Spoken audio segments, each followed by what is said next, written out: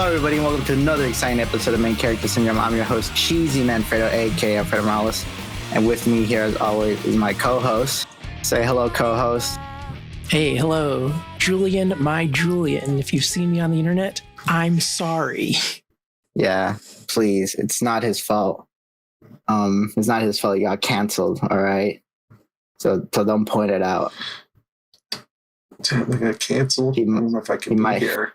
If you point out that he got canceled, he will end his life. Do not do that. Please don't do that. Don't do that to him. Well, no, I wouldn't want to point that out then. Yeah, exactly. And before I identify that other voice in the call, I'd like to say thank you to our previous guests of Spork, Kazoo, and Protus. Wow, I almost forgot his name there for a second. Thanks them for being part of the 50th episode. It was supposed to be kind of bigger, but I got caught up with a bunch of bajillion things. I've been having a bad luck streak that started back in 2018 and has never ended. But you know, what you gonna do? What you gonna do but live your life? Ain't that right? Things have also kind of escalated since the 50th episode. Like that whole break we had was kind of like a time skip. We're all different people now. True, exactly. A lot of things freaking happened. But I blame the eclipse. It changed everybody. Yeah, we all got cool new outfits, cool new powers. Right, exactly. Once the eclipse hit, we got hit by cosmic rays that transformed us. We are the lunatics. just get hit with cosmic radiation. Just makes your hair 1% more white, and it's like, damn. What was the point of that? All that radiation for nothing. But I'm a SuperSpoe. I'm also on here. The friendless love on this lovely show. Oh damn! Did Cheesy's audio cut out again? Yeah, I think he's still cutting out. Damn.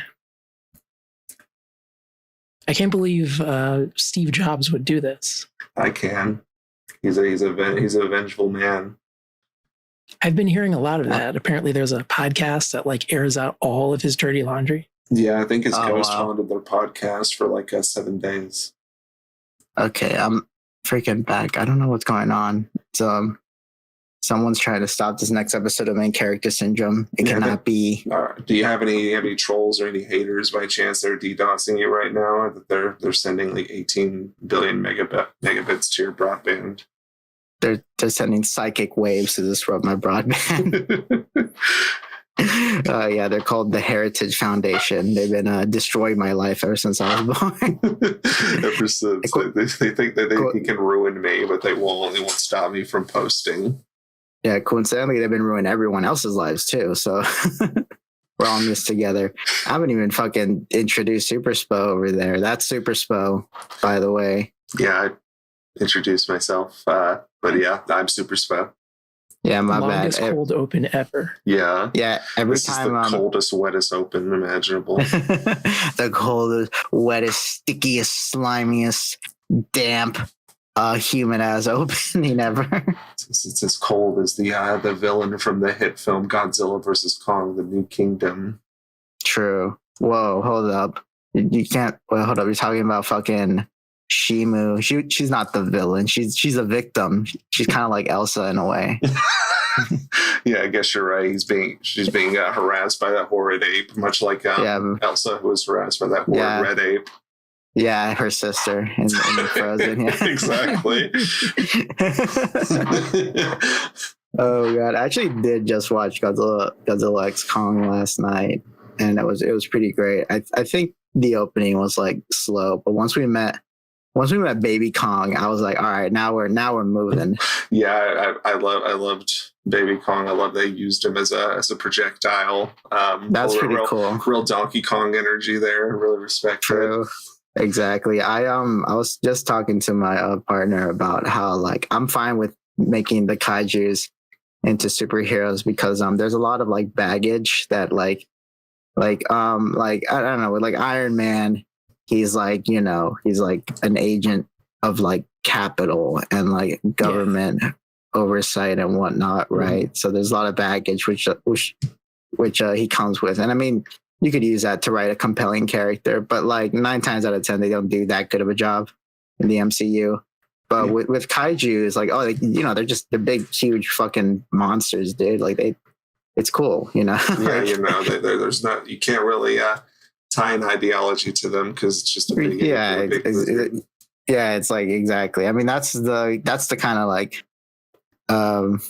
versatility that comes with like kaiju, specifically like Godzilla, where like, you know, he could be anything, you know, it could be like a metaphor for like fucking grief, nuclear arms, or just like a superhero, you know, it works because he just doesn't talk. It's all like, you know, kaiju sign language or something. I do think that's a big reason why, like, out of all like the cinematic universes that have come and gone, the MonsterVerse is like the only one that isn't the Marvel universe that's had any modicum of success. If Universal did not deny my application to be the Kevin Feige of the Dark Universe, that would have been a different story. You know? It would have been a lot different. Yeah, there would have been like 5 Dracula movies now. That all good. Give me your pitch of the timeline for the Dark Universe if you were running it. Really? Okay. First of all, we do things a little bit different here, right? I'm pulling up a page from the Conjuring universe here, where like.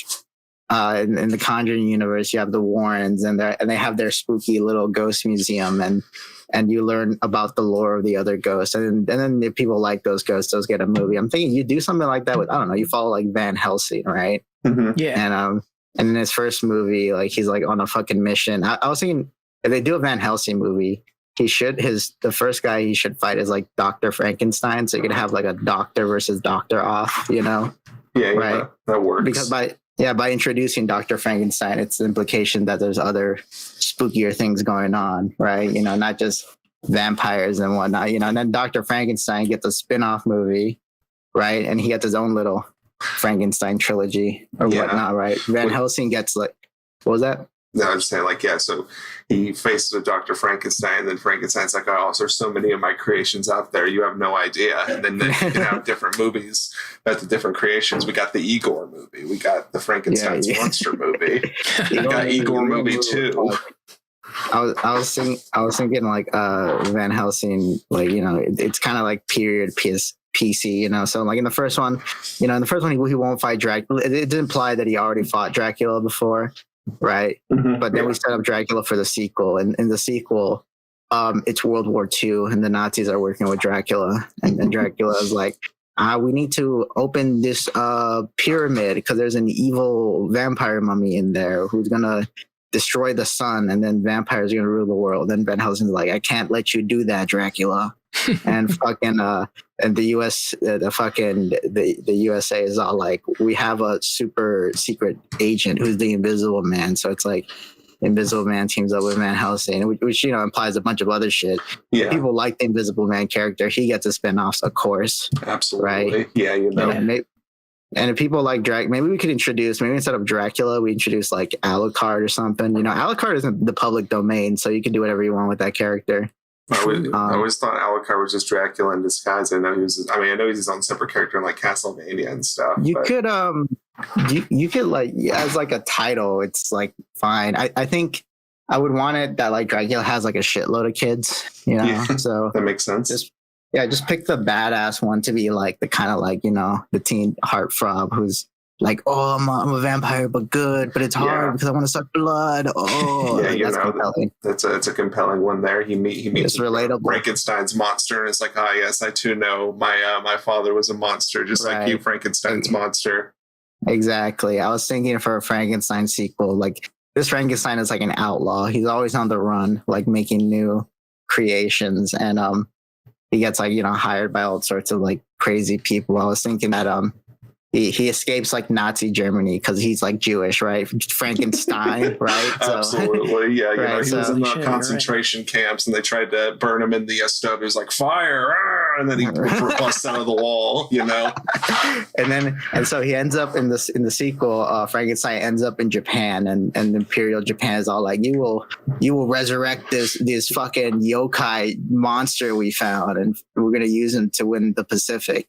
and bring aside like, oh, I have no choice. I'm compelled to. And that yokai is the creature of the Black Lagoon. That'd be crazy. Yeah. Like, and then the third Van Helsing movie, he has like a daughter, and then she gets her own trilogies after that, and it becomes contemporary, and then she's not like fighting like vampires, she's fighting like fucking like slashers, like Jason and Michael Myers and stuff like that. That's how we add in a classic new characters like a Slender Man and Jeff the Killer. I get you. Oh yeah, exactly. Yeah, her Van Helsing great granddaughter fights creepypasta. Exactly. That's $1 million idea. People love it. It's like, finally I can face the rake. Yeah, I've been jonesing for something on this scale ever since Pirates of the Caribbean ended and Milija Jovovich made that shitty Monster Hunter movie. Like, how do we get Universal to make this happen? Look, it sounds awesome. They need me, like, because we need to bring back the horror franchises of January, like Underworld and Resident Evil, the Kings of January. Yeah, and we can, Universal could easily fill that spot, right? Like it is possible, and yeah, I think what think else there's do something they even here have going on right now. When I think Universal, I just know. get static in my brain. I mean, I guess there's like Jurassic Park, right? Don't they do that? Yeah. Does anyone watch that? Those movies make like $12 trillion. Like, someone's watching them, I guess. I think there's only one good Jurassic Park movie out of like 8.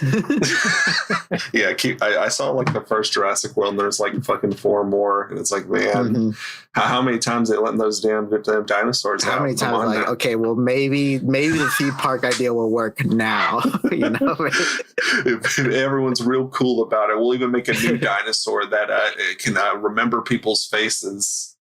Shit, they fucked up there. That they can remember faces. That's what I love in that. Was it Jurassic World? They have that fucking nostalgia moment where it's like the original T-Rex, and like fucking Star-Lord teams up with the original T-Rex, and they fucking kill the white T-Rex, the white supremacist T-Rex, who was like genetically superior. They kill the Yakubian T-Rex and the Yakubian, the Jurassic Park team plays.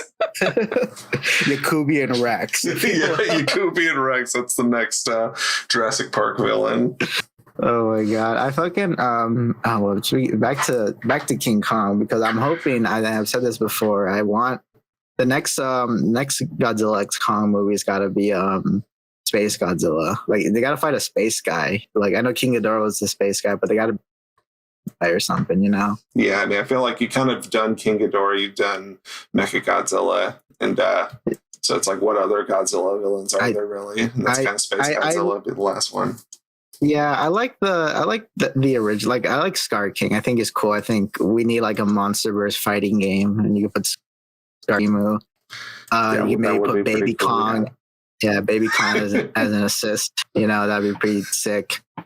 I want like the opening for the next one to be a giant spaceship crashes on Earth, and there's like a Kong in there in like a spacesuit, and he speaks English, and he's all like, "Space Godzilla is coming," and then he dies, and then they're like, "Oh shit, the Godzilla and Kong have to train for the rival of Space Godzilla," right? And I was thinking for the epic finale, like Godzilla is like toe to toe against Space Godzilla, but like his body, so much attacks has paralyzed like Godzilla, and Space Godzilla has been so fucked up. He's all like, "Fuck it, I don't want this planet no more," and he's gonna fucking.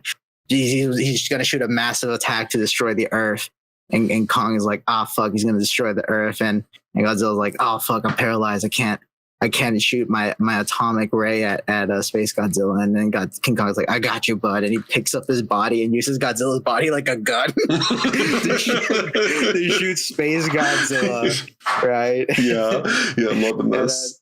It's like a beam. It's like a beam standoff where, like, and then they shoot Space Godzilla straight to the sun.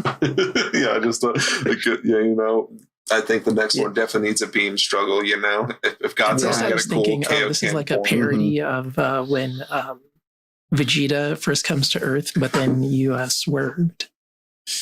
Yeah, I made Space Godzilla more like, I guess, Frieza, if you will. Yeah, exactly. If you will.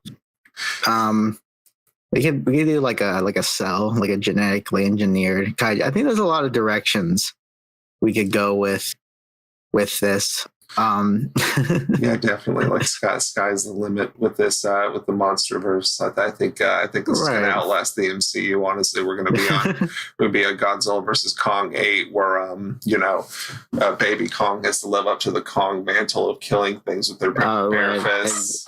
Kong like absorbs too much radiation. He's gonna die. He has Kong cancer, and yeah, he's sitting in a comically oversized hospital bed. He's been shaved for Kong chemotherapy. The massive IV bag. All the kaijus are like next to his hospital bed. We got the little shaking him, and he's all like, "Kong, what's the Wi-Fi password?" Yeah, baby Kong has learned to talk. He has a giant iPad. He has a giant baseball cap that says Nintendo. and King Kong takes off his iconic KK tie and gives it to him. Like, you're the King Kong now, baby Kong. Your kid King Kong. Wait a minute. Actually, no, scratch that. You're just King Kong. Yeah. Oh exactly. Yeah, that's what I want. There should be like, I don't know, maybe it could be like an evil. I mean, I guess they already did like an evil Godzilla and an evil Kong. To do Mecha, you can do Mecha Kong, I guess. Yeah, I mean, maybe that's that government. They're like, well, we gave him a mechanical arm. Why don't we just make a mechanical Kong? We already made a mechanical Godzilla that fucked up and tried to kill everyone. But what if we just did that again? We wouldn't mess it up twice. Let's just not fuck it up this time. I was thinking like, next movie they gotta give him like a gun. Like fuck it, just give him a huge gun.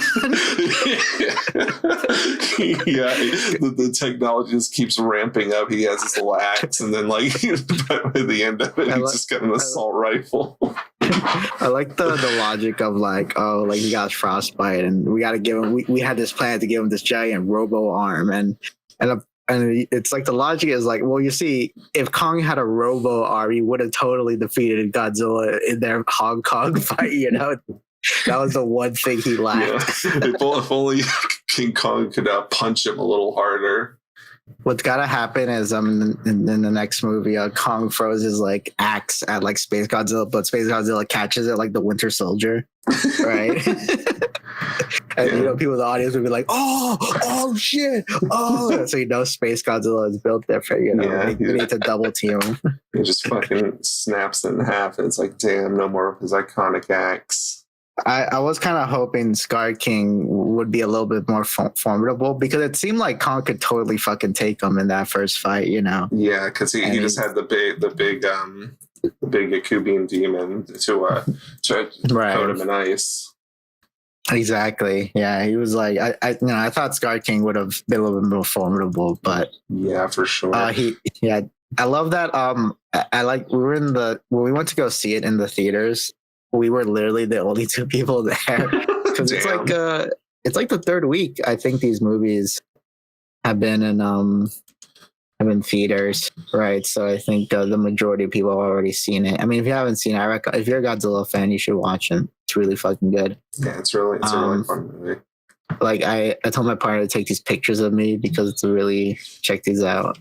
Posted them in VC chat, but this how empty it was. Look at this fucking loser. Look at this one guy looking to see Godzilla versus Kong. This fucking idiot went to go see Godzilla versus Kong alone. That's my ideal scenario. I would love to go to a theater and there's no one else around. You gotta watch a movie just kind of at the end of its run. Then that's like the perfect time. We could have like done like I could have gotten a handy if I wanted to, but I know theaters have those secret. They have those secret infrared cameras, so they're gonna see a big warm spot on my crotch, and they're gonna be like, "He's getting sucked off. He's getting sucked off. He's getting his dick sucked in Godzilla versus King Kong. We can't let this happen again." What you got to do is you have to buy a hot dog at the concession stand, and then just keep it in your jacket. I was like, oh fuck, she moves so fucking hot and thick. Oh fuck, I gotta jerk it. Yeah, just right. See, that's what Pee Wee Herman should have done. If only. Yeah, he was watching the original Godzilla versus Kong. Yeah, he should have waited until like it was in his third week, and then he could have done it and it was fine. Right, exactly. Oh my god, I had something else I was gonna fucking say about the movie, but I forgot. I definitely liked how it like outside of like the beginning part, it really goes by pretty quickly. Yeah, I think once like that like final kind of war they have, no pun intended, but that final war they had did move really at a good pace, like once the Scar King army showed up and then like Godzilla and Kong come in like Avengers through the portal and they do the running gif, the running scene happens. Hell yeah. I was losing my shit. I was like, yeah, let's go. Yeah, I saw Endgame. I didn't really get that excited when they were running up to Thanos' army. But when you saw that ape in a full dead sprint, that was it. You were the one guy in that theater, and you were making it sound like there was 100 guys in that theater. I was allowed to do that, I'm allowed to hoot and holler, right? You were pounding your chest in the theater. Anybody. I'm not fucking bothering anyone, Exactly. What if you were cheering and then like a custodian like also starts cheering with you? He's like 17 rows behind, but he's like, yeah. He's in there fucking cleaning like early because like, oh, no one's here, right? Oh my fucking god. But yeah, 10 out of 10, real cinema. Yeah, if only Godzilla -1 was as good as this one, maybe we'll be talking. Don't let -1 fans hear you say that. Oh yeah, nah, you don't want that kind of heat on you. Yeah, Godzilla -1, zero podcasters. Godzilla X Con has a prominent podcaster character, which is relatable. True, exactly. Right. In the next movie, he should get like grooming allegations against him or something. Spice it up. Yeah, that would be a good plot in between Godzilla and Kong killing the giant rat or whatever. Yeah, exactly. The giant space rat from space. From space. I think. What the fuck do we need? There's a lot of things in this movie that are very much like kind of throwbacks. Like, this is not the first time there's been an underground secret society with their own kaiju, right? Psychic people. This is, I guess, their interpretation of like the psychic fairies from Mothra, right? Yeah. I guess this is more tasteful. I think I can't really tell. I like the part where the black guy is like recording them using their gravity technology, and the white guy is like, "Hey, man, if you do that, they're gonna want to colonize this place." Like, dude, as a white man, I have a history in colonization, brother, and let me tell you, it's not good. I don't know if you know this or not, but colonization is pretty bad. It's pretty bad, dude. You want them to colonize Hollow Earth, man?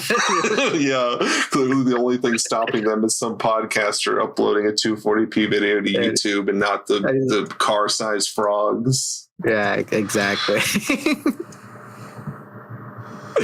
Oh my god, I wonder if in this universe, if you can't, like, because they have the fucking Hollow Earth portals, I wonder if like you could see them from Google Maps. They probably blacked them out, right? Like they're all fuzzy, like, oh, I wonder what's here. Not a Hollow Earth portal, that's for sure. Yeah, I wonder if like go there. Wonder if Mr. Beast in this world is doing excursions to Hollow Earth to try to just I built 100 Hollow Earth portals all over the planet. I'm gonna give Kong a whole box of Feastables. Let's see what he thinks. I'm airdropping 40 crates of them. I'm airdropping 400 crates of Feastable into Hollow Earth. Yeah, that'll be the sequel. That'll be a Mr. Beast type character. Yeah, Mr. Beast just gets fucking stomped out by Godzilla. It's like, there, he's dead. He did it. He defeated him. I sent 18 million Godzilla cells into space, and they all came back as Space Godzilla. We delivered 500 Mothra babies in a Mexican hospital. Fucking Mothra's resurrection was like quick. Like that wasn't like, it wasn't as like, I don't know. She just came back like, oh, and she's back. Oh, Yeah. Mothra, she's back. She glows. She heavenly glows, and she's back. Yeah, And I was like, I was kind of I was expecting like a Mothra egg or something, but I mean, I guess that's fine. I guess they just need her. Yeah, it's Mothra at the end of the day. They just didn't really do much. They should do that with like in the next Avengers, like we need Captain America back, and he just heavenly glows. He's like, I'm back from heaven, guys. He has like a little halo like Goku. It's like, yeah, King Power Kai Rangers gave me a rights holder pass. the same as the current Godzilla rights holder? For movie rights, Yeah. like for like.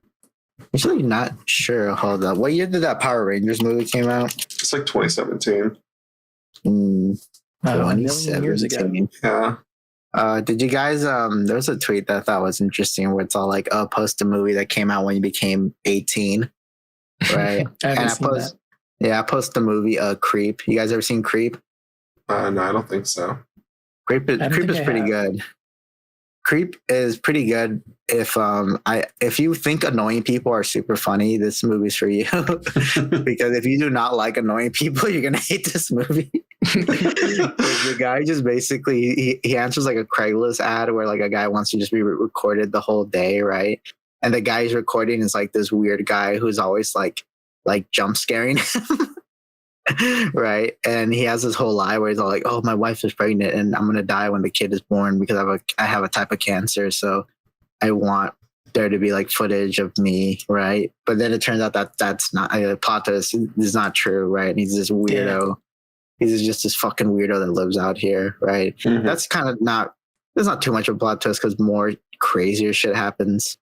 But I really recommend the movie. But if you don't like fucking annoying people, then you're not gonna like this movie, right? Yeah, that's a tough sell. I think famously people don't like annoying people.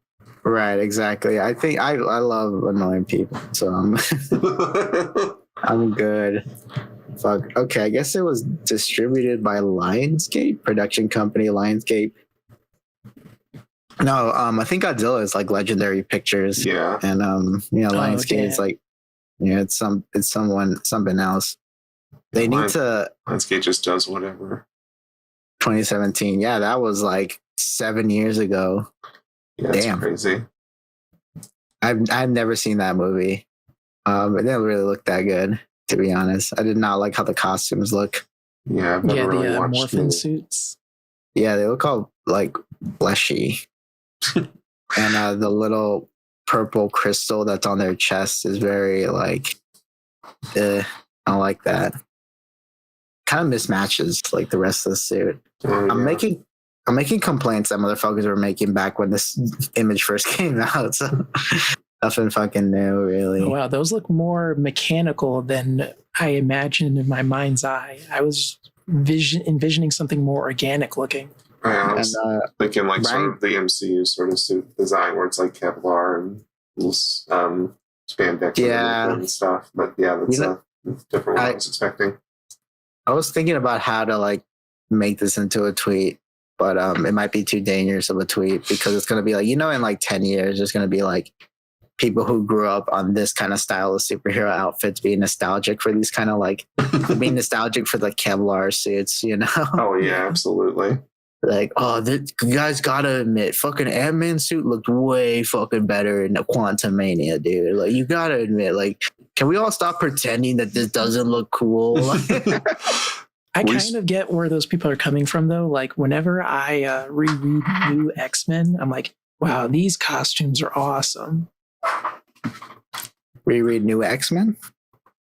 Quote-unquote new one from the early 2000s.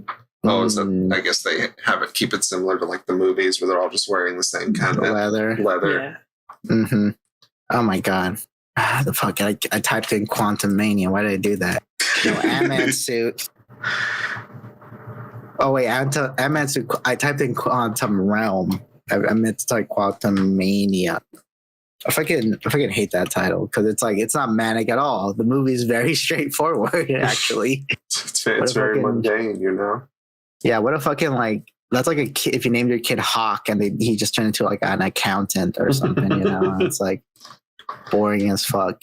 There was a similar issue with Multiverse of Madness. Like, Yeah. Very low on the madness, and also they only showed us one multiverse.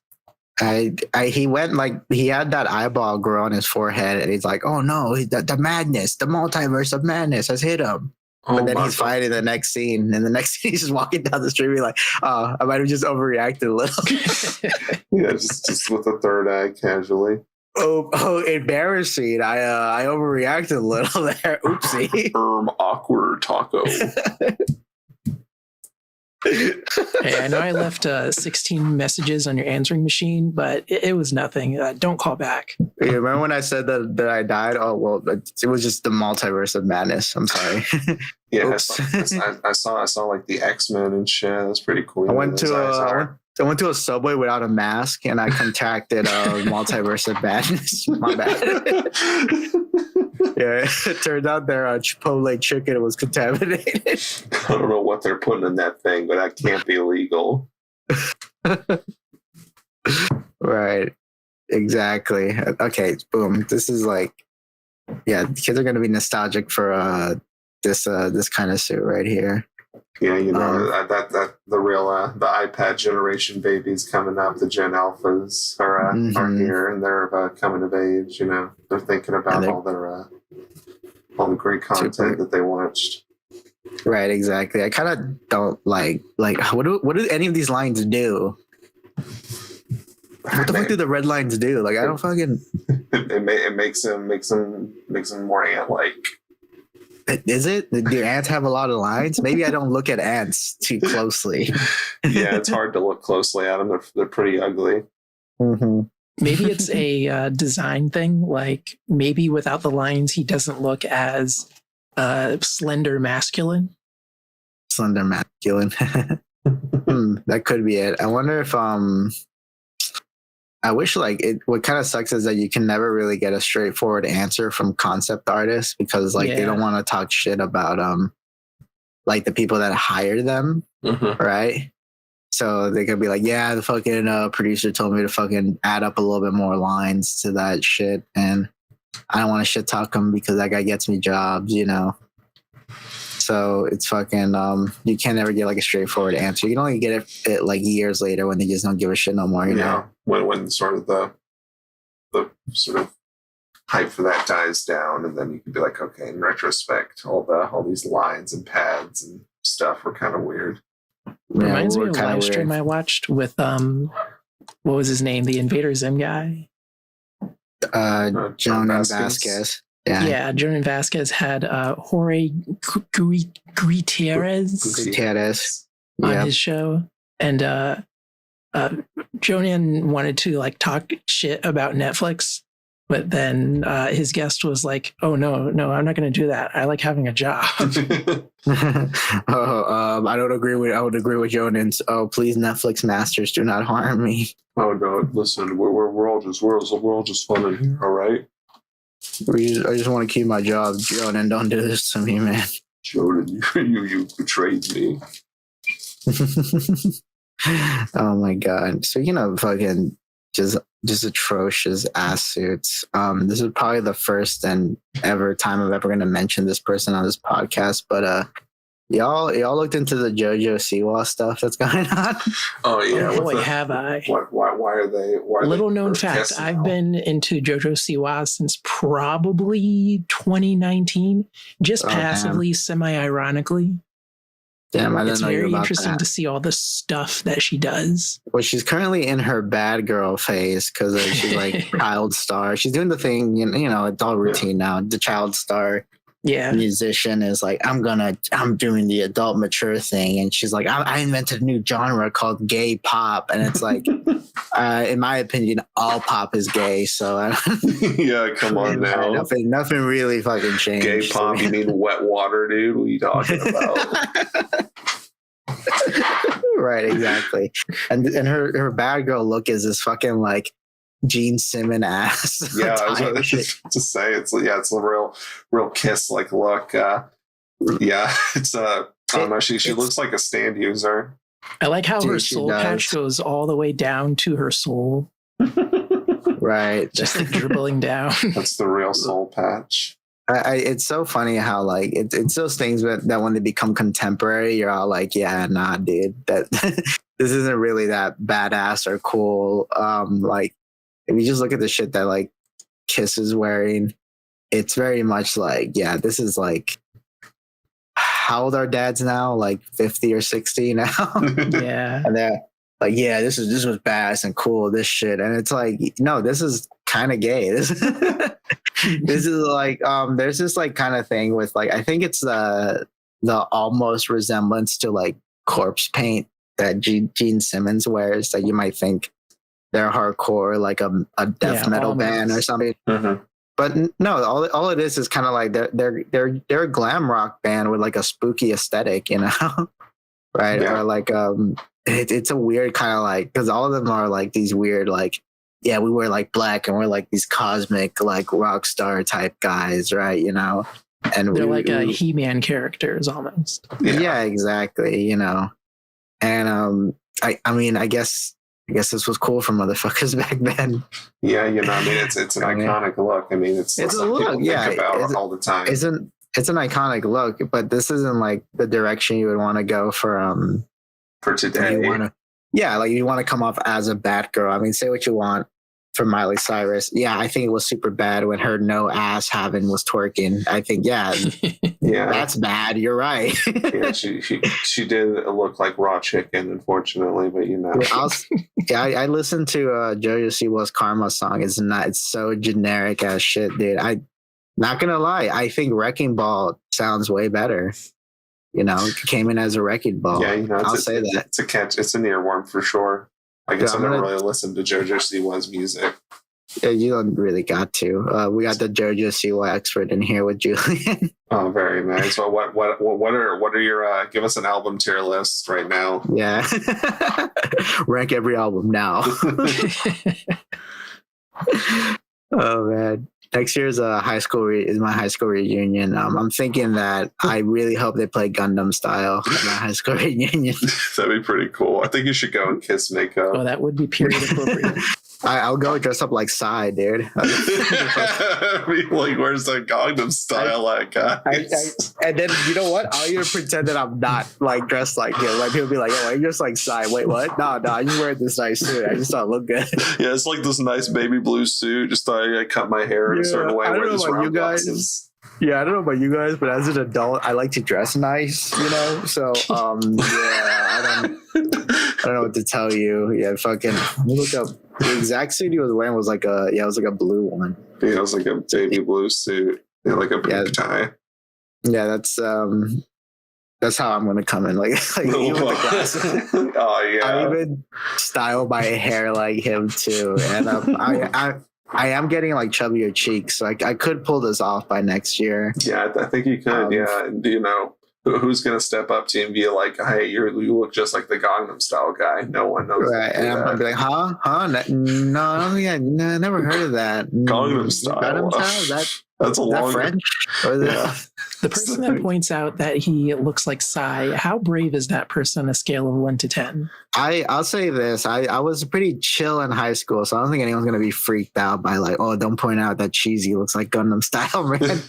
He might kill you." I think people would think I'm doing that on purpose, which I am. But the joke is that I don't. Yeah, you know, I'm not. The joke is that I'm not. Yeah, no, I think that's a good bit. But yeah, I think you have to be pretty brave to acknowledge that someone's dressed like the Gangnam Style guy in public, let alone dressed like that, you know? It could be one of those TikToks where a guy is like day 254 of dressing up like Psy until someone points it out. He's still walking.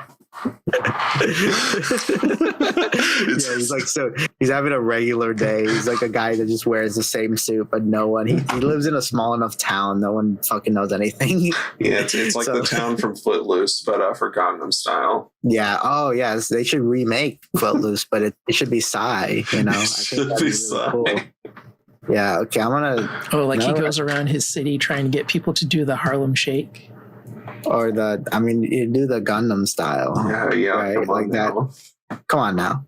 Okay, the the song is 11 years old. Hold up, when did this come out? When did this drop? It was 2012.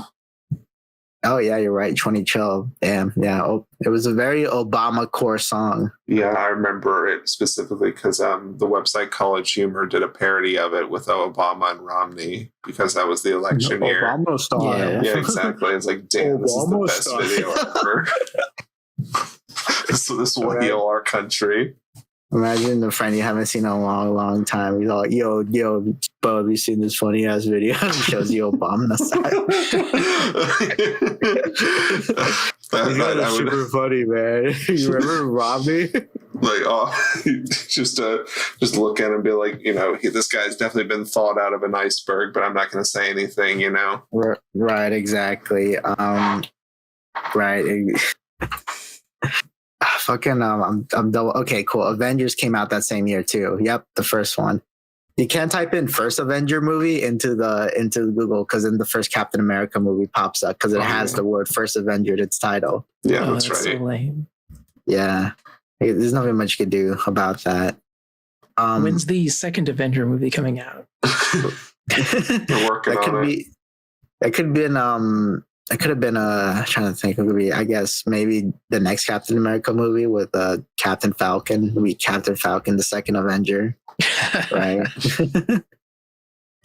Fucking he gets to redo his entire Falcon and the Winter Soldier arc over again.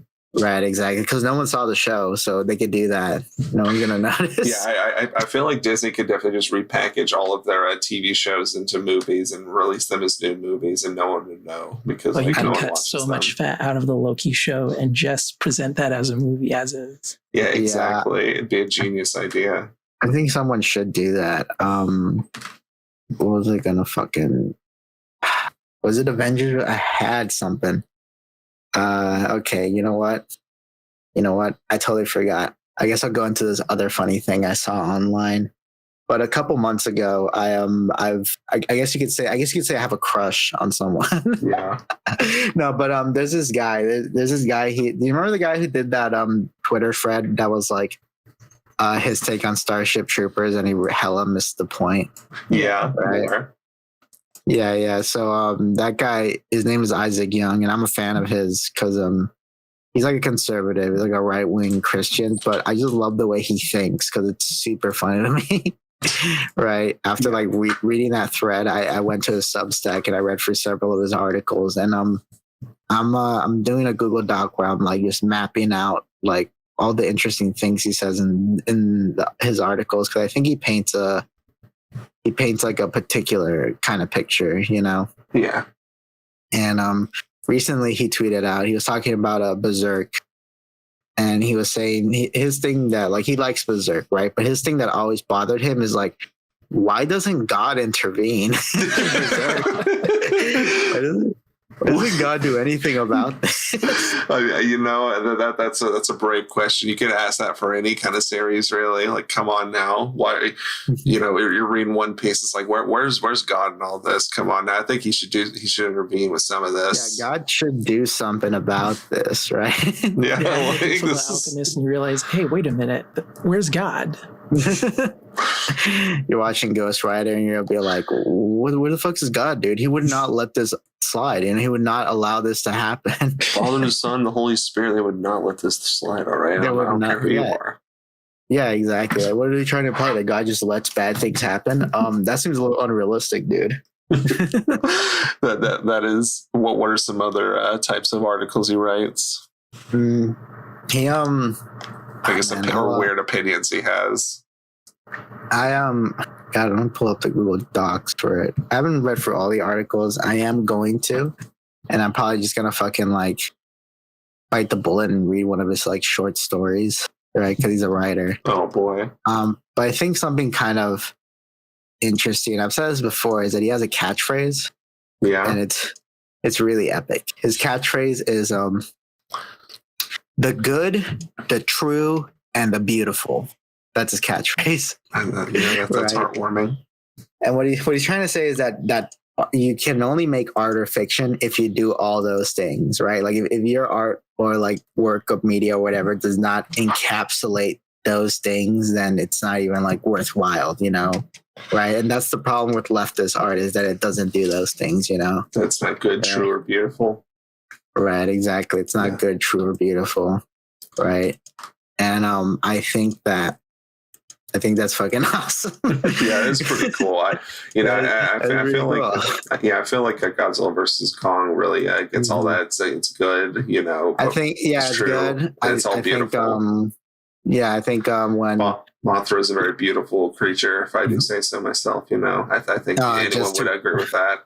I think you have to be a real fucking idiot to disagree with that, dude. 100%. If you show this guy real monsters, he'll say that was neither good nor beautiful nor truthful. If you show him fucking like what's that? If you show him fucking wild thornberries. Yeah, I think if you showed him anything like Klasky Supo, he'd be like, "This is the devil's work." This is clearly satanic. They want me to think that God would not stop these babies from getting into trouble, dude. These babies, they keep having such comical misunderstandings. Why is God letting them do that? When the shaman gave her the ability to talk to animals, was he invoking God? That didn't sound very Latin to me. Well, see, that's her. That's why that's why she always gets into problems, because she's using satanic powers to speak to animals. Yeah, she's talking to her monkey called Darwin, clearly named after the Satanist figure known as Charles Darwin. I'm really tired of them forcing left-wing propaganda into this, with naming the monkey, making kids think it's okay that evolution is a thing, you know. It's okay to have a little chimpanzee and a little tank top walk around with you. I'm gonna try to get him on the podcast one of these days. That'd be awesome. Really funny. I want him. I want to hear his opinion on Smiling Friends. Because I think he might like it, because it's like the Smiling Friends is all about delivering a positive message, right? Yeah, you know, I think you definitely got to go full on Joe Rogan with him, just sort of sit him down one on one, and be like, let's have a real interview here. Right, exactly. I think I'm gonna really deep dive, because I really want to. There's just so many questions I gotta ask him, because I love the way his beautiful mind thinks, if you will. And is he a real Armand White kind of guy? Maybe Armand White seems to be more like he's trying to piss you off, right? I mean, this guy tries to do he'll be like, oh, the fucking left is triggered, right? But I think he's I believe him when he says that, like, why doesn't God intervene in Berserk? You know, I believe him. Yeah, there's no reason he would do a bit for that. I think that is genuine. Like, why doesn't he come in? Because I think that one of the quotes that I highlighted in his articles is him saying, "I am a Zoomer." I am a Zoomer. And it's fucking he has some very interesting ideas. Like, he was trying to suggest that maybe, when let's say Last Jedi comes out, right? Last Jedi releases in theaters. Yeah. People watch it and then make their little stupid ass response videos on YouTube, right? His suggestion is, like, instead of doing that, let's do like a response like novel or something, like something that encapsulates it, and kind of like using, like, I guess, a clickbait YouTube strategy for a book. And it feels very like it sounds like he's spitballing like an idea, like it's half an idea, right? And it's very like, people can already do that though, right? Like, yeah, they write novels that are responses to other novels, right? Mm-hmm. People do that with like art and whatnot.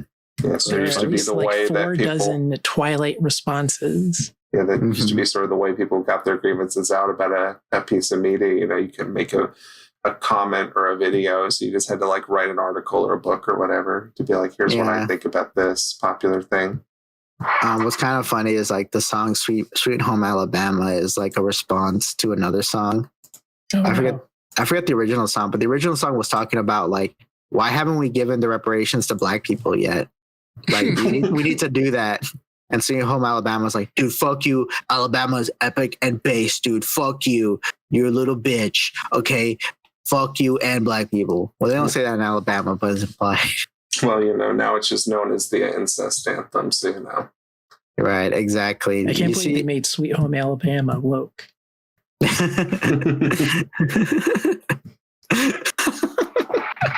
Oh my fucking god! Yeah, I haven't had the time to deep dive more of his articles because I only went for like half of them, and I'm gonna probably just make like a video where I just go through all of it, and I haven't had time because I'm lucky. I'm in a very kind of lucky but annoying situation. And I know all the boomers in the audience are going to hear this complaint and they're going to be like, shut the fuck up. Right. Mm-hmm. But basically, I am working more full time at my job, which is good because, I'm making more money. Right. But because of it, I'm having less time to like draw or do things that, will make me more popular online. Right. Yeah, that's true. Yeah. Yeah. So there's all these like little comic ideas that I get that I'm like, oh, I can't wait to draw that. But when I get home, I'm so tired because I just worked the whole day, right?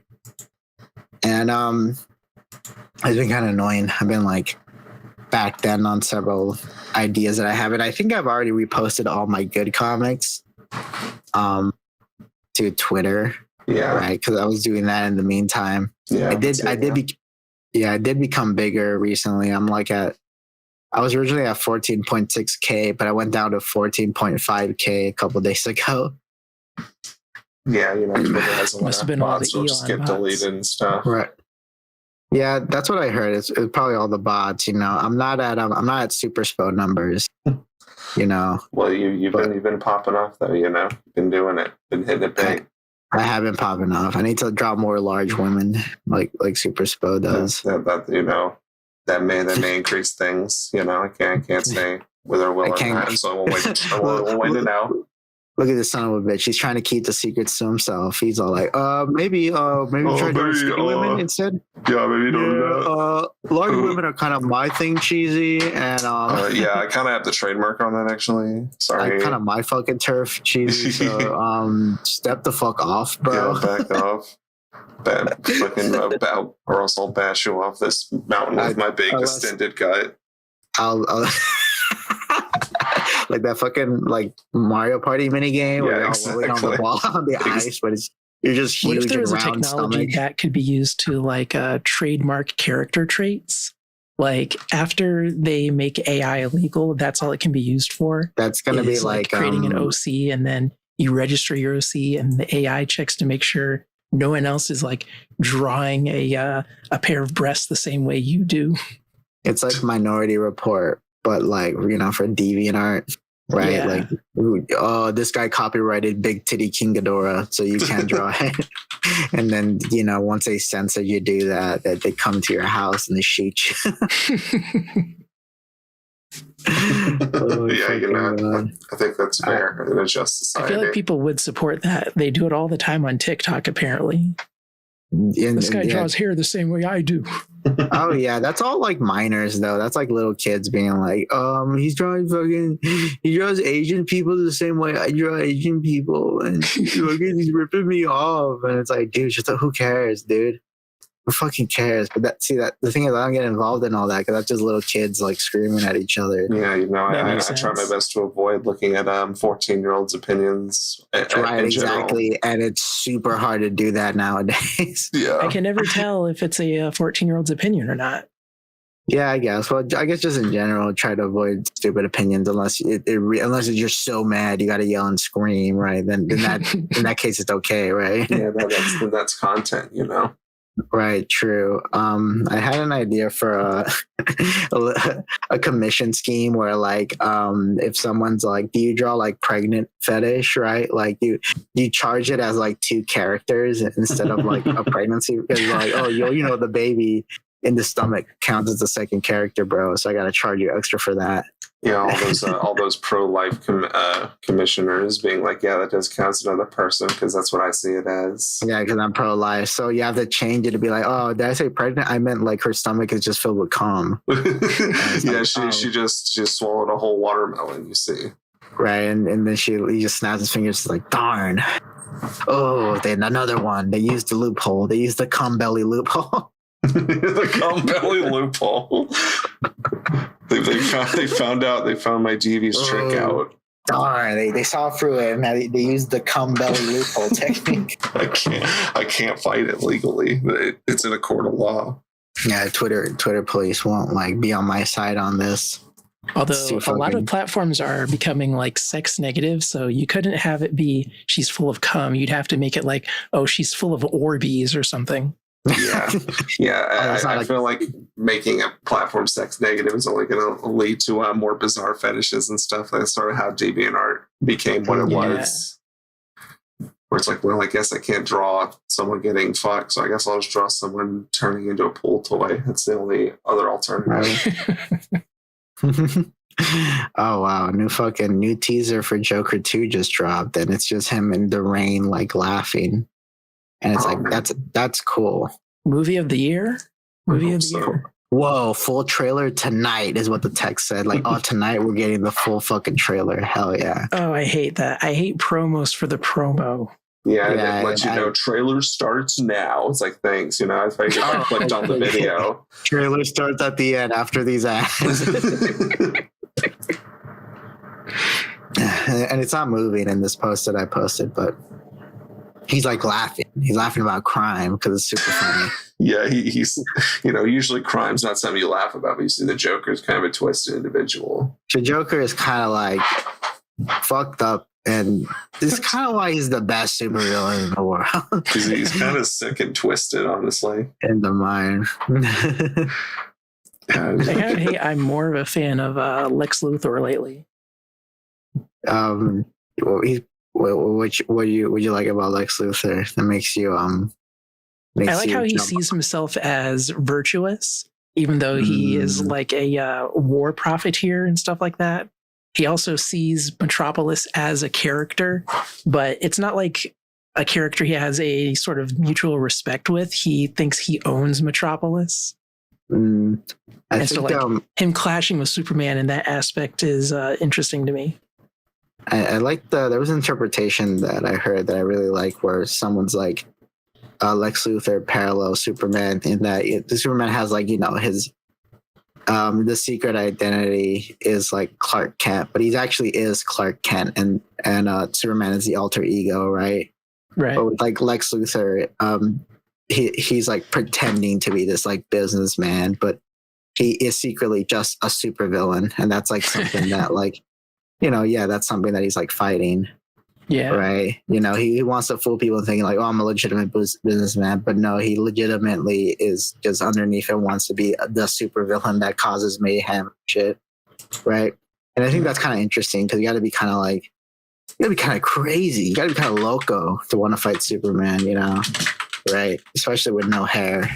It's like that image where he stole those cakes. That's like his internal dialogue at work. Right, like, exactly. If I wasn't at this meeting, I could steal those cakes right now. Yeah, it takes a lot of bravery to, be that bald in public, I think. Yeah, true. He the light shines off his bald dome and hits Superman's eye. He's like, oh, geez. And then Lex Luthor runs away. Yeah, we catch me, Rat of Steel. I've got my shiny head out. Darn you, Luthor. Your chrome dome has blinded me. I've flown right to this building. I killed 12 people by accident. I said, oopsie daisy. Yeah, I hope they do a Lex Luthor movie series after this Joker trilogy flops. I'm excited for this next one. Once they said it was a musical, I lost my shit. I was like, yes, let's go. The fact that they're doing a musical is like, damn. Yeah, that's awesome. Will it be like original songs, or do they have a soundtrack? No, they're doing covers. Damn. Oh, it's just like singing. I've already seen Happy Feet. Do something new. Oh my god, if Joker sings I'm a creep, that'd be so cool. that would resonate with so many people.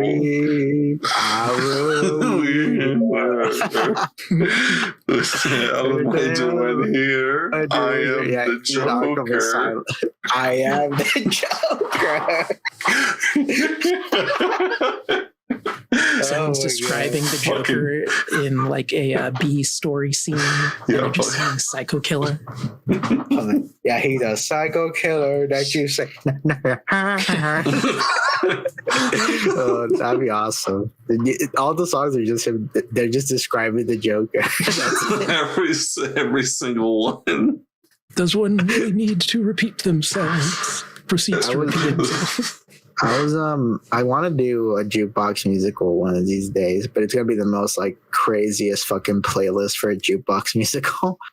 Because I want there to be like songs in like different languages, right? Yeah. Like I think the opening song would be like something in Spanish, and then we'll do a couple English songs, but like they'll just be the genres are such variety, or it's just out there like shit, like oh what the fuck this, and then we'll do some fucking city pop in there. Well, for us, like they'll just start speaking Japanese. Yeah, just absolutely just going wild with it. Yeah, and maybe I'll throw in like an anime opening or something. Yeah, so throwing some like in a Metal Gear Peace Walker, where during the final boss, there's just a anime anthem playing. Meanwhile, he's shooting nukes at the giant robot. Some bagpipes in there. Yeah, just really a cracked out like fucking jukebox musical. Oh god, I'm saying hot take. I did not like them using "I Am a Creep" in the Book of Life. I thought he's not that creepy. Like how is he a creep? Just because he doesn't want to kill bulls? Like what's going on? Yeah, that's kind of normal. It's pretty normal, actually. I'm normal. I'm not a creep. I belong here. I belong here. What the heck am I? What am I not doing here? Yeah, but maybe in the Joker 2 movie he'll get better and sing I'm not a creep. He'll lobotomize him. He's like, oh, what was I thinking? Oh man, crime is bad and illegal actually. Someone should make like a Joker style movie about like AVGN. I mean, he's like slowly turning into AVGN. He's like, is it just me or are games getting shittier around here? I was playing Mylon Secret Castle the other day, and well, I can only compare it to a shitty asshole. Let me tell you. The fucking like when he's on the talk show, it's Bugs Bunny, and like.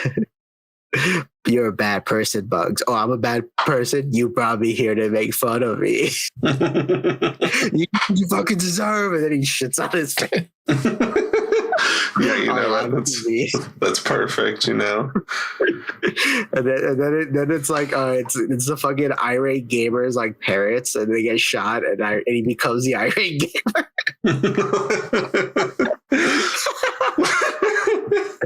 You think it's gonna be an AVGN thing, but then he turns out to be a gamer at the end. Like it's an expanded universe, and then the next movie, the Nostalgia Critic comes in. Yeah, I know Quentin Tarantino has been wanting to make a film about a critic or whatever. I hope he makes an Ed Wood style film about Doug Walker. I think someone has too. I think that could work. I think it's possible. Yeah, unfortunately, imagine the consultation cost for that movie. Like, you would have to go out of your way to hire Nostalgia Critic fans. Yeah. Do you want to? I don't know if I want to meet any Nostalgia Critic scholars. Well, you'd have to. Otherwise, they'll criticize your movie when it comes out for being lore inaccurate. You give it a couple. You give it a couple of years, they're gonna be like Nostalgia Critic fans, like writing scripts in Hollywood. So. Oh shit! Actually, we might get that now. I'm not gonna lie. Oh, I thought you were gonna say give it a couple of years and Doug Walker's gonna be dead, and then we can make this movie without having to give it for consultation. That's true. It's like, what are you planning, man? We can't be saying that. The Doug Walker name is gonna cost a shitload of money after he passes away. Yeah. That's really cool. Yeah, epic. Yeah, I agree. Yeah, let's kill him. Yeah, I think it's about time. Yeah, exactly. Oh man. All right. There's something I did want to bring up. It might get a little heavy in here because this is just something that I think I just want on the record, right? But You guys familiar with the name Ed Piskor? Oh yeah, Very familiar. Yeah. So you're aware of his untimely passing, his fucking suicide. Yeah, I used to love his I love his YouTube channel or whatever. And then I found out about like all the shit he did and whatever. And then like it's weird because he killed himself on April Fool's and I was like, oh, okay, it's a weird prank. Yeah. And then his Wikipedia updated that he died. It's like, oh, it's just a joke. Yeah, right. I was there too. Yeah. It wasn't until like late at night that I was like, nah, this is real. This isn't a prank. Yeah, you don't write a 4-page suicide note. Piskor's over party, and I quickly deleted that tweet when I found out the truth. Oh, I still have my like Ed Piskor tweet from when the allegations first dropped. I kept the good one, but I deleted the unfunny one. Oh, okay, I gotcha. But yeah, I was kind of like I was very conflicted, I guess, about it.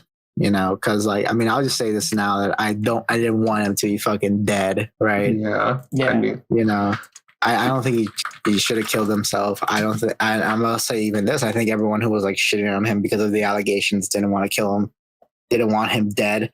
I don't know. I can't talk for all the comic skaters that were like fucking shitting on him, right? And then they fucking turn heel once What's so weird is that I didn't see any of those people when the allegations first dropped, but then like after he killed himself, just constantly like they just spontaneously manifested on my feeds.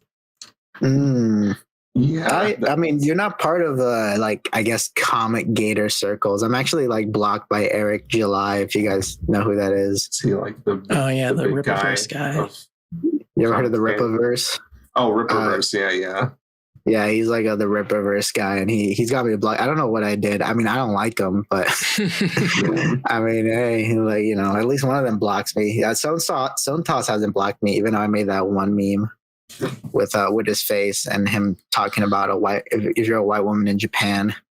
Maybe he hasn't figured out that's me.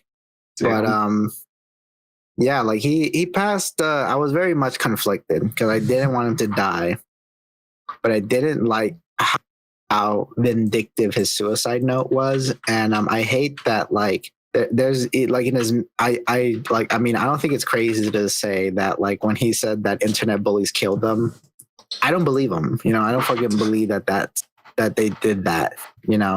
Yeah. Because there's a couple of things that are just like too like. And I know this is gonna be the most evilest thing I've ever done is scrutinize someone's like suicide note, right?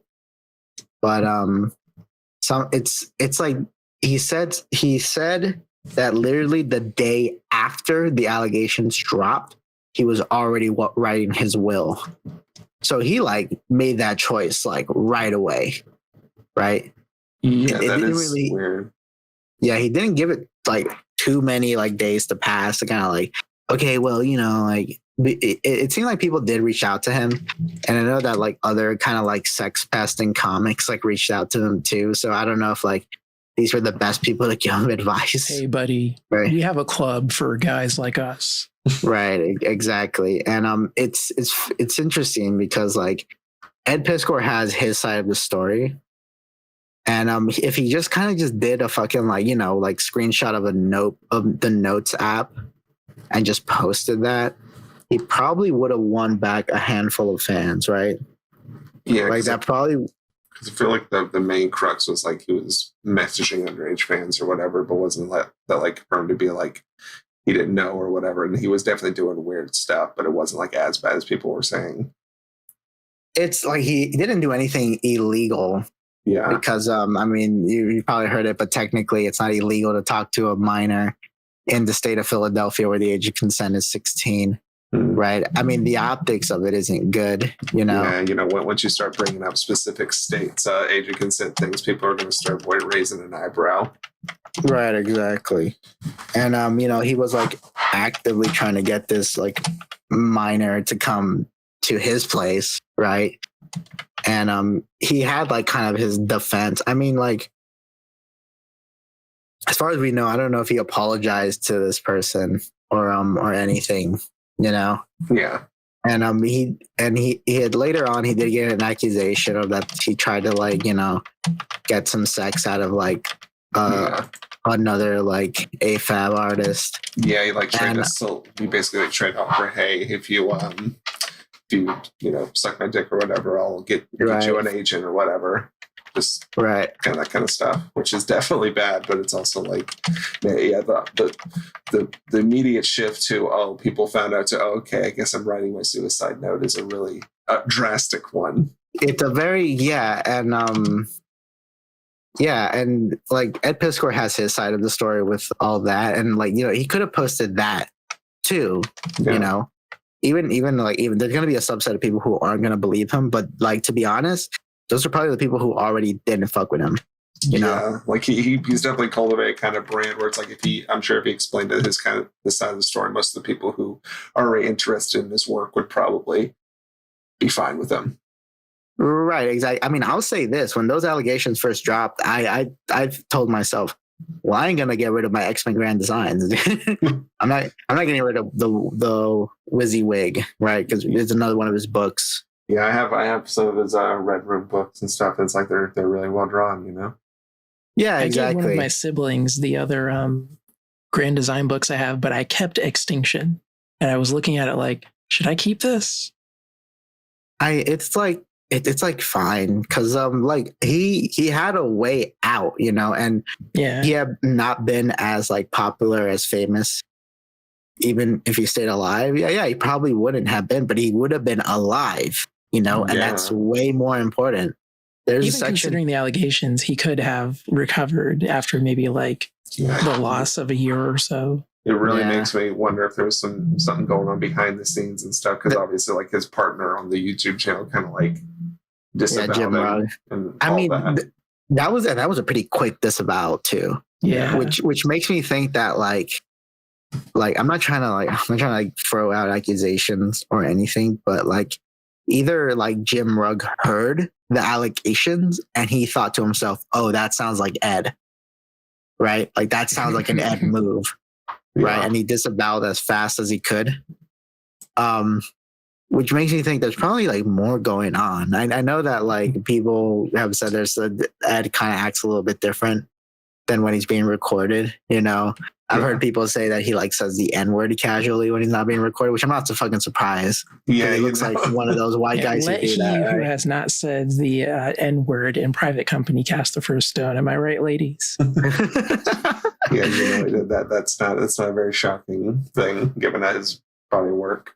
Yeah, and there's a whole section in the Suicide Note where he's talking to his parents and saying like, oh, you can sell all this stuff because the price for it probably went up because of my passing. And I'm pretty sure if he asked his parents like, would you rather make a shitload of money off my art, or would you rather that I stay alive? They would probably say that they want you to stay alive, right? Yeah. It's just so like the choices here are very frustrating. I'm very frustrated they took all these choices, right? Because I didn't want him to stop making comics. Yeah, I mean, like I really like his comics are great. I feel like Cartoons Kayfabe is interesting because it's like one of the only comic book YouTube channels that isn't like a superhero YouTube channel. You know, yes, like it's made by people who actually give a shit about comics as a medium, and not just like, oh, well, here's all the cool Spider-Man facts from the latest Spider-Man movie you missed. Right, exactly. There are some exceptions, but they're not the same. Like there's a video essayist whose name I forget. He does some comic stuff and it's like, you know, oh, the little known history of the guy behind Yellow Kid or something like that. But like you never see anyone like go into it in the depth or with the knowledge that Cartoonist Kayfabe did. It's usually like someone's ancillary retelling of a Wikipedia article. There was something really cool about like, oh, they have the physical book and everything, you know, like and they're flipping through it.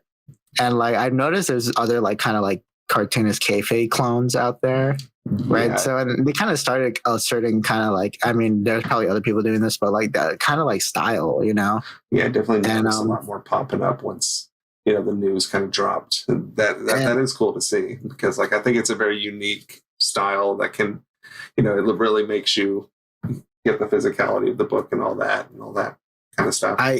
I think that like would cartoonist kayfabe be the same? Probably not. There's an aspect of like Jim Rugg being like dropping him quick because he specifically works in children's books, you know? Yeah, that is fair. And that like does not look good to be associated with someone like that. Mm-hmm. I think, I mean, that would be that's like a shame, right? Yeah. But I don't know, just the choices this guy made. I also don't like him saying that like, oh, it was like internet bullies who did this to me, and then he like lists off the people, right? And it's like, well, you know what's gonna happen, right? Like they're gonna get the internet bully, they're gonna get the mob, and it's like if you are a kind of person who thinks that the mob is deadly, why would you evoke it? You know? And I mean, just bringing up internet bullies in your suicide note is a very bizarre choice. But I don't know. There's probably just a lot that we don't know because like there's probably a lot of stuff behind the scenes. It's also just like we don't know what his mental state is like at the end of the day. Right, and it's frustrating. You know, it adds to my like frustration. It puts everything he's ever done in a different context. You know, because like if like yourself.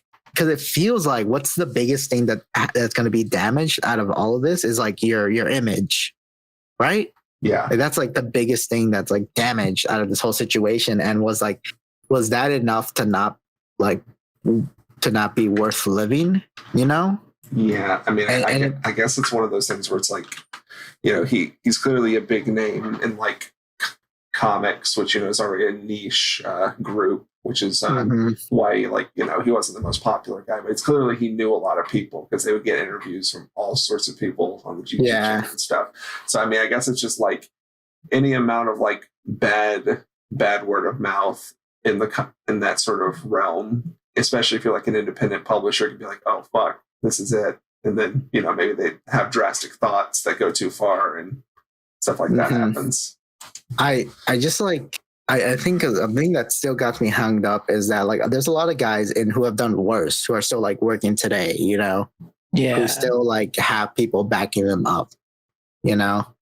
I guess it really depends on like, you know, the time, because nowadays people are a lot more wary about letting people like that just slide, you know, than they would in a time when like no one knew who made comic books or whatever, really. Like, you know, I get that, but like one of the persons who like reached out to him was like Brandon Graham, and that guy's like pretty recent with his allegations. Like he would be an Ed Piskor contemporary, right? And he's like still out there like getting work. I mean, the advantage that someone like Brandon Graham has is that his girlfriend's a lawyer and she strikes down like all articles that are talking about his allegations. I don't know if that's true, but it is funny to say. I've heard about. Okay, you know what? I've just heard about that, so I admit that. Like, I don't know how true that is. Yeah, I've been spreading that around, but I'm realizing, oh, that was probably just to me. It could be. I mean, I don't know much about that. She is an attorney, but how do we know she's actually doing that? Pretty cool if she is doing it though. Like, pretty good. She's doing that for her boyfriend with allegations, right? kind of sort of like maybe it's bad because there are allegations that should be addressed, but also, you know, if I had a superpower, that's how I would abuse it. If I had allegations, I would use my superpower to stop them. I would use my Charles Xavier-esque psychokinesis to make everyone stop thinking about the allegations. Oh my god! But anyway, it's so I'm very much troubled by Ed Piskor's his suicide note. Yeah, I don't like that people are framing it as like baseless allegations are what killed Ed Piskor, and then in the same suicide note, Ed Piskor is throwing baseless allegations at Evan Dorkin. You know, yeah. So it's like, okay, what the fuck is your deal? And all these, like, all the people who like he lists off are people who already just didn't like him for like, I would say this for like valid reasons. I know that people really weren't fond of him using the word jobber to refer to like comic artists who would just be there to draw a comic, and then they weren't trying to be like the Rob Liefeld or the Todd McFarlane. Yeah, They're just in there making a comic, get out, and like that's fine. That's an okay thing to do, right? It's Not everyone's trying to. Yeah, it's a career. Not everyone's trying to like become famous. That's fine. But people didn't like that Ed Piskor referred to people like that as jobbers. It's like demeaning. It's like anti-working class kind of a thing to throw at someone. Yeah, for sure. And I'm personally not the kind of person who's like, oh yeah, if someone has allegations, you shouldn't make fun of them because they might kill themselves. And I don't believe that. And I 100% believe everyone who's like framing the people he lists off as like killers are 100% like they don't believe it either. Because I know that what was that? I think it's ironic because like I think a lot of people thought a similar thing happened with that James Somerton guy, right? Like a lot of people were like convinced, like, oh, I think he might have killed himself or whatever. And then there were a lot of people who saw that opportunity. Like, let's be honest, a lot of like definitely people who would probably not agree with James Somerton usually, but the fact that he killed himself would be like, I can use this to my advantage now. Right, like trying to frame H-Bomber guy, right? Yeah, but I mean, this is definitely like it's a similar thing, except, well, this actually happened. Mm-hmm. But yeah, I mean, it's one of those things where Ed Piskor is like, it's probably one of those things we'll never get any real closure on because at the end of the day, he's not like a super big figure, and like probably the people who would want to talk, who could talk about it, aren't going to talk to random people on the internet. He kind of like, I mean, he kind of made himself into a martyr, he kind of like because like you look online and people are only really saying good things about him, and like there's a subset of people who like, I think when the initial shock died down, there was still a lot of people who came up and, were talking about like, it sucks that he killed himself, but he shouldn't have done that. And like kind of like bigger idiots have come onto the scene and like have said in like weird, obtuse ways that like, I don't want to work with anyone who can't shut the fuck up about groomers. Like, not say that literally, but talking about like people that call out other people when they do something awful, like, yeah, I think it's good that we like do that, I don't think we should be in fear that like, oh, someone's going to fucking kill themselves if you do that. Because like, if you believe they did something awful, you should say it, Yeah. And you can never know what's going on inside someone's head at the end of the day. So if they decide to take that measure, then it's just like, well, what am I supposed to do? Was I supposed to know he was going to do that? Because I have credible reason to dislike this guy. Yeah, if you think someone's mentally stable enough to groom someone, but who would you? Okay, that I don't see no sign that he's gonna fucking end it all. Like, gee whiz. It's a really complicated suicide note where he talks about haunting people after his death. Yeah, I think he said because of his gypsy heritage, which oof. Yeah, but also I'm thinking like, who would get possessed by Ed Piskor's ghost Yu-Gi-Oh style and is forced to like make comics against their will? Oh man, that's I think that might be the next big shonen series. I've been possessed by an American comic artist. Now I draw unpopular manga. I'm pretty sure that's a character in Bakuman, actually. Yeah. I was gonna say that. Yeah, I mean, I haven't read enough suicide notes. Are most of them cringy, like Ed Piskor's was? Because he has some lines in there that are very like what? Usually they are cringy. Yeah. Yeah, it's I'm not a suicide note scholar either, so I can't really judge. But it's generally a lot less last will and testament and more. Here's all of the people who did me wrong. My death is your fault. Like it's always like that. Yeah. Curiosity killed the cartoonist. Oh my god, they shut the fuck up, bro. There's one part where it's all like, big titty Taff? Yeah, I would draw you naked all day and never apologize for wanting to. I like drawing tits and tattoos when I'm not drawing comics. Oh my god, dude. I mean, like, dropping all this because you're just scared of being scrutinized. And that that sucks. That sucks that it got to that point. Yeah. There was another bit. I do hate being perceived. Like you being perceived is horrifying. But I think one thing that I'm kind of reflecting on that I realize is that Ed Piskor cannot make comics anymore. I always got the vibe watching Cartoonist Kayfabe that this man like making comic. Yeah. And now that he's gone, he can't make them no more. And some people might say that like, oh well, everything was taken from him. He can't make comics. He could still make comics. There are ways to still make comic without everything. There's people broker than him. There's people who no one knows that are still making comics. And all the people he called out in his note are going to keep making comics.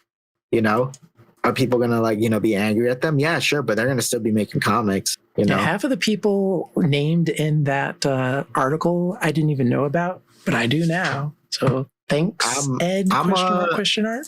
I'm very aware of Ramon Villalobos. Well, because also I'm in his private server, so we talk a lot about this.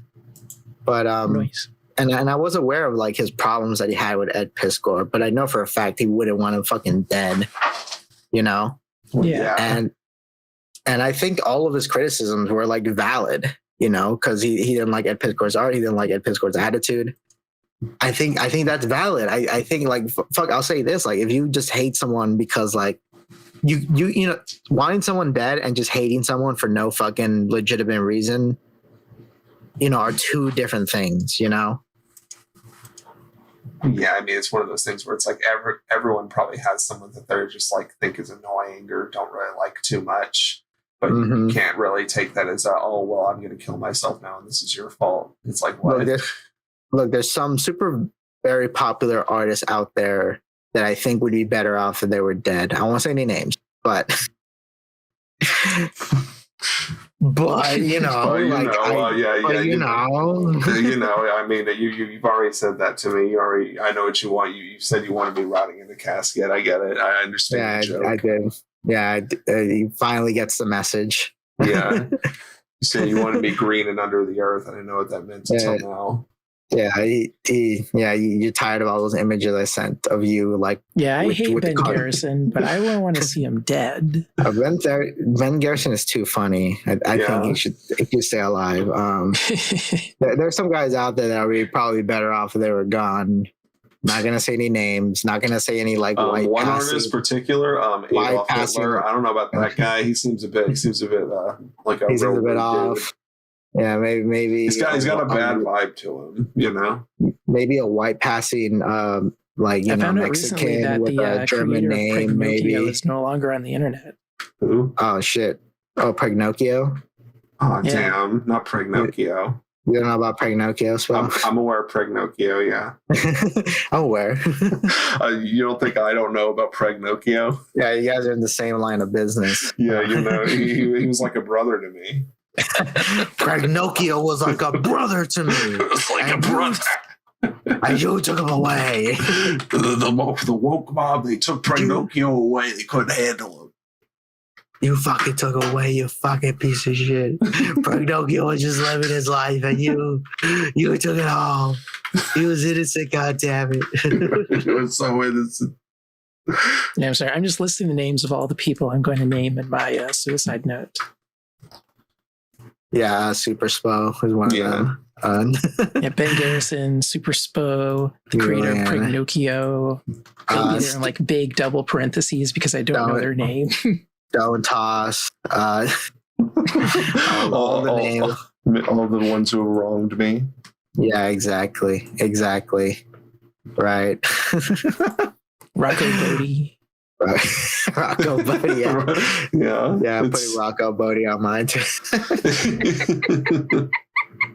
The fucking bitch ass customer when I worked at Subway. I'm putting her there too, calling her out. Janine from Subway, god damn it! I'm gonna post a fucking Halloween skeleton with my hair on it and said you did this to me at Janine from Subway. Tim Burton. He's going at the top of the list, actually. Tim Burton, fucking Eli Roth. The South Park guys. Matt Stone, Trey Parker, you did this. Yeah, it's very important it's important for a healthy mind to have an Excel worksheet of people who have wronged you.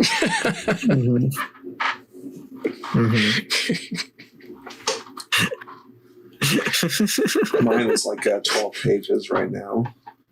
Just names. It's just names all the way.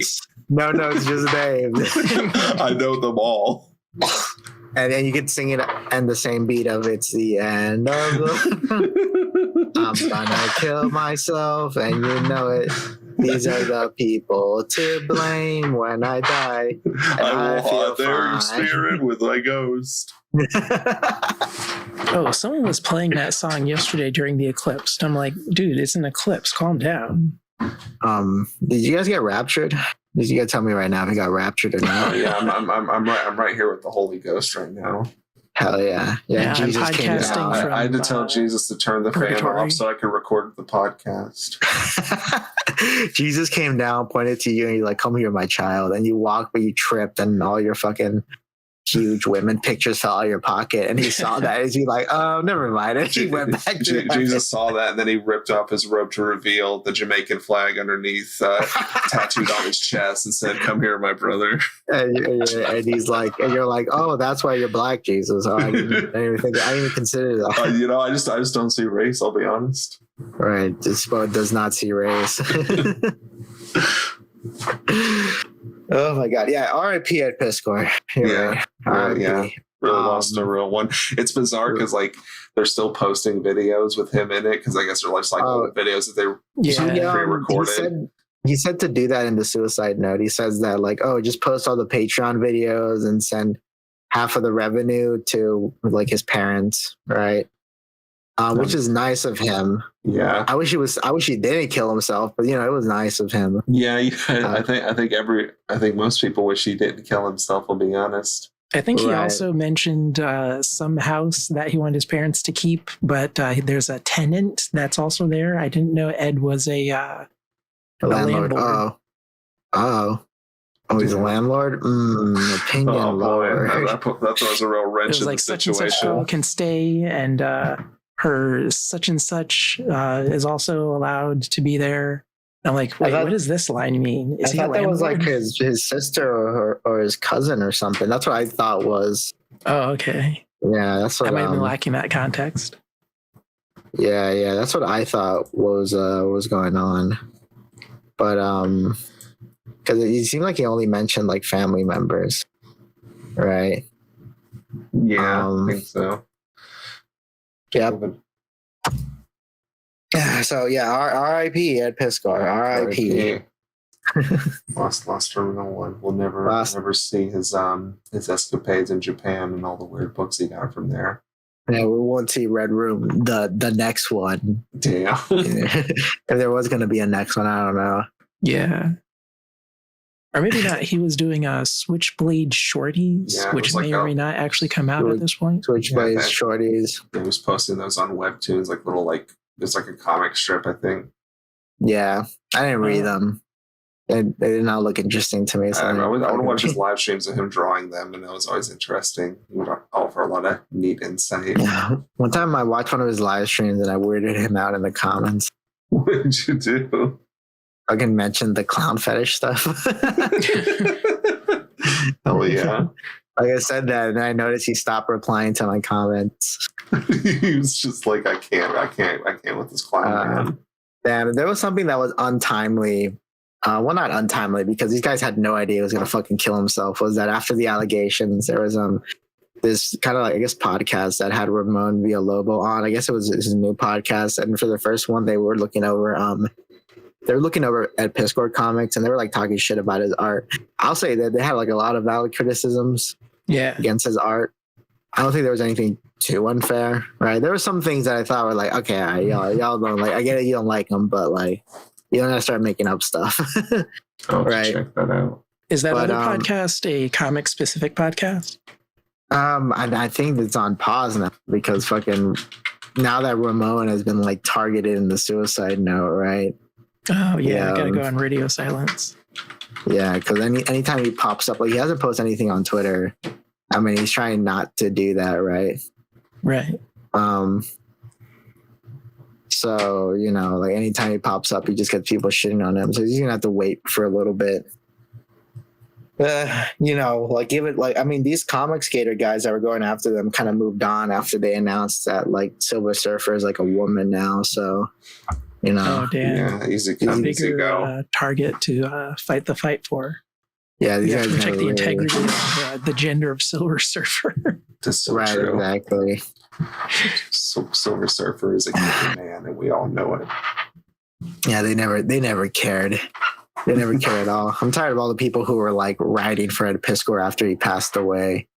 Because I know these people wouldn't have like, you know, like these are the type of people who don't care about comics outside of like the superhero stuff. So it's like being like, this great indie comic artist, like you did not know who this guy was. He was killed by the woke mob. Yeah. Oh, that's so crazy. These are like all the same people that like spent like years harassing like Anita Sarkeesian. Imagine if she died and she wrote all their names in her suicide note. I know these guys would be like, "Oh, we didn't kill her," right? Yeah, you know, it's it's just it's real sad that this was, you know, great artist kind of that made a real rash decision. You have all these culture vultures coming in, literally just vultures. Yeah, true. It's fucking annoying, and I hate it. People who would never even like glance twice at one of his comics are all like coming in pretending to be ride or die, you know. Unfortunate. I often wonder if any of those types genuinely enjoy anything, because it seems like they hate everything and never express like actual appreciation for anything else. Like they'll pick out something to like herald as the next big thing, but it's always just the next big thing. Like you don't know if they have any genuine interest in that thing. Like all the people who were like going to bat for Stellar Blade because quote unquote it's the game that's going against the woke mob, but you just know those people are going to boot up the game and then say this is shit because they don't understand Korean game design. Because I think it's just like a lot of these guys have a vested financial interest is being mad at things all the time, and you get the idea of a lot of the stuff they probably don't care about, but it's like, hey, people want to see me get mad about it, I guess. Yeah, because ultimately it's just a whole identity about like things that you don't like, right? You know, there's no point in talking about things because like it's not like they're not like red letter media where like, oh, you know, they have some really good insight about the things they don't like, so you're interested in hearing what they have to say about the things they do like, you know. And you know, not even all their reviews, like they review movies and kind of like, you know, like in doubles, right? So like they might hate one movie or like the other one, you know. And so they very famously will not review a cartoon movie. Right. Yeah. Which is a shame.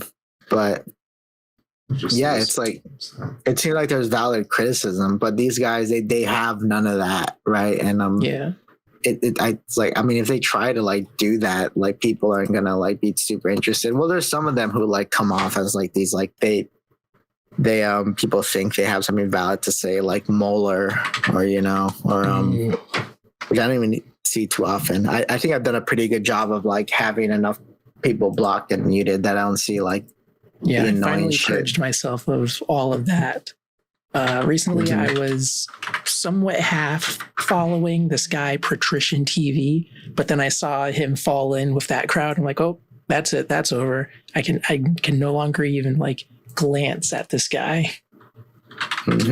I keep light years away from me and the EFAP crowd.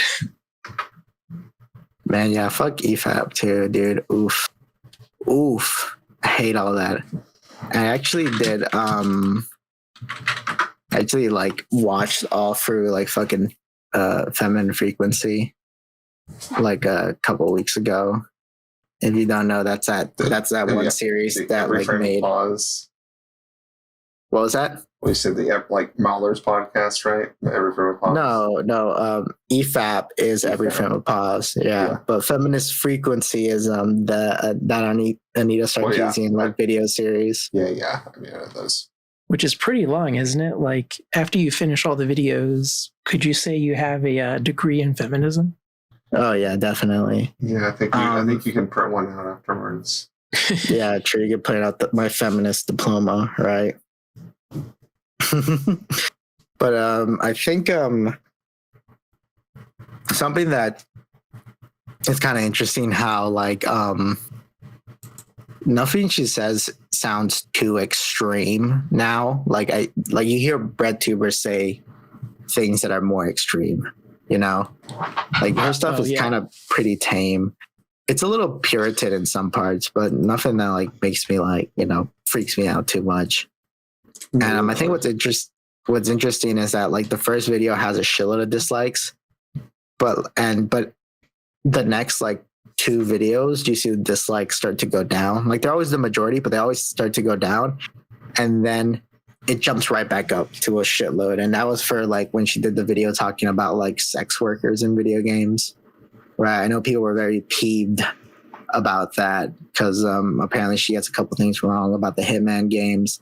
But like she talks about a shitload of games in that video. And if the Hitman one is like the only time she like had some misinformation, then like I really don't think it's too. Yeah, I think that one gets crazy. a pass because no one played the Hitman series. That's a recent development, it becoming as popular as it is. Right. Yeah, exactly. Yeah. So, I mean, now, and then it's so like, after going through that, I thought to myself, I'll see what a video that was made during this time responding to her looked like. And it was really like fucking like atrocious. I think I watched like a Rags video. I don't know if you know who Rags is. He has like a little cheap little shippy the sunglasses. I hate that guy so much. I fucking hate that guy too, because it's literally like, I didn't know he was still around. Yeah, I think he is. I don't. Or was this an old video? I think this is an older video that I watched. You guys remember the one that was like a bear from Total Drama Island? Oh, yeah. And he got like copyright striked for using the bear. I think that guy is still around. I remember when I was a teenager, I would watch a lot of those sort of guys like him or Sargon or Teal here and stuff. And I only followed one guy called Undoomed. His whole thing was he was like a straight-laced Slender Man. Oh, hell yeah. He would talk in a very like deep, slightly condescending voice. And whenever he wanted to like do a punchline to a joke, he would use a House MD clip, which now is very gauche. But back then, that was how they had to tell jokes because they can't tell an actual joke, I guess. Yeah, that was like Rick Sanchez for people in the like late aughts. Oh my god. I don't know if I was watching guys like that during I don't think I was. I was watching people like Digibro. I didn't know it was incorrect at the time. I knew Sargon was bad, but that was only because all the other guys I watched said, yeah, Sargon's a piece of shit. I think I watched a lot of them, and then I think eventually I got down to the rabbit hole to the point where I was at watching like Gavin McInnes and Paul Joseph Watson, and I think their stuff was just like so stupid that I was like, wait, why am I watching these guys? Oh, I never engaged with Paul. That always seemed like a because Paul Joseph Watson was like I think it was like he was always talking about how like vapid modern culture was, while simultaneously trying to sell you shirts with his face on it, and it's like yeah. I feel like there's a bit of a hypocrisy going on here. I always hated that was like the default thing to do. Like back in the day, was like the shirt has my face on it. You should buy it. Like I really did not.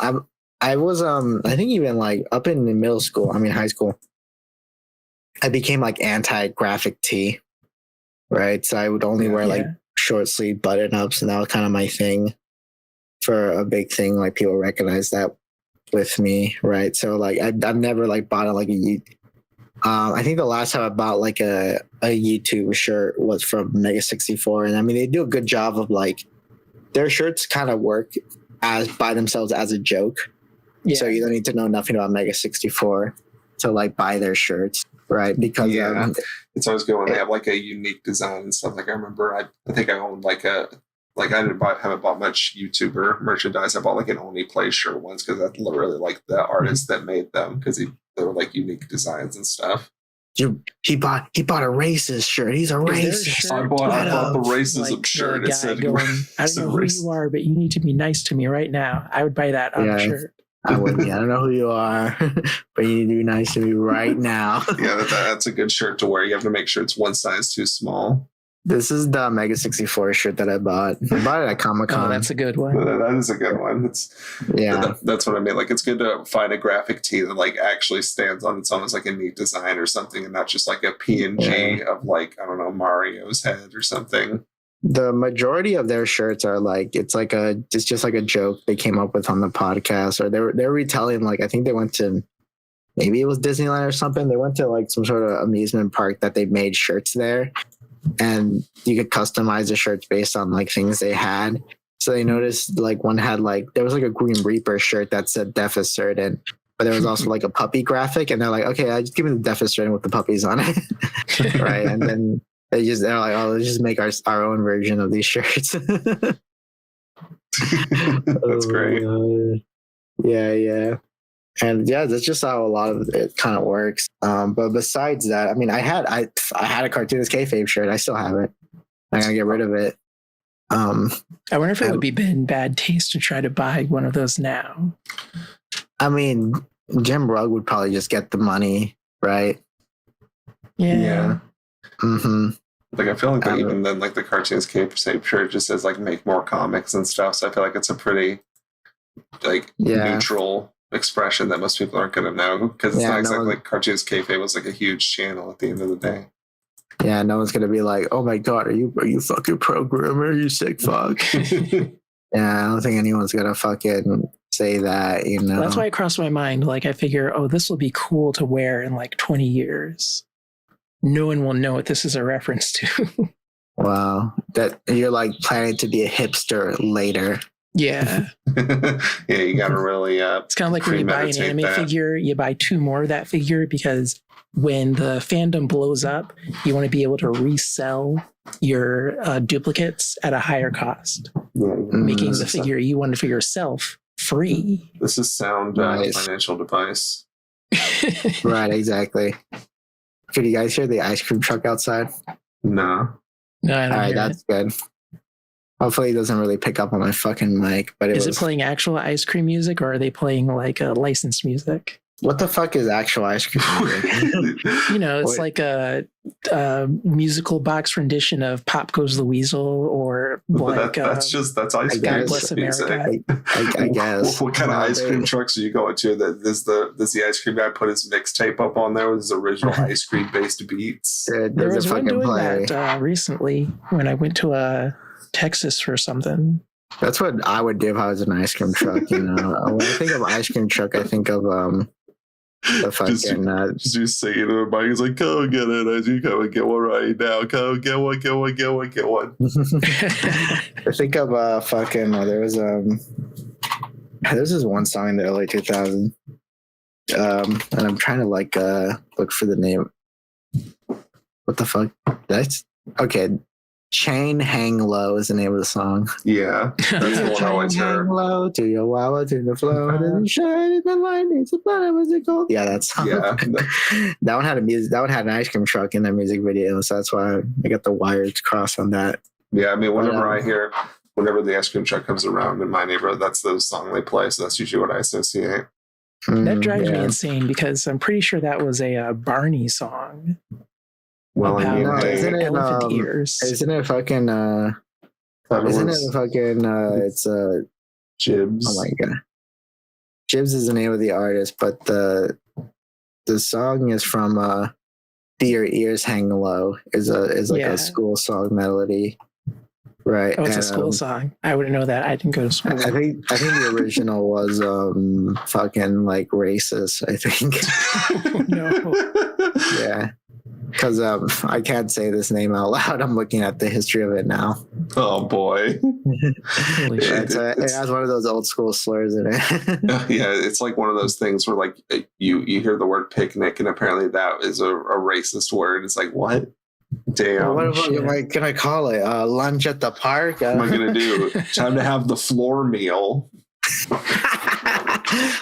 That's what my abusive mom calls it. The floor meal. Yeah, she buys KFC and she scatters it on our dirty rug and makes me eat it with my mouth. Makes you eat it off the ground like a dog.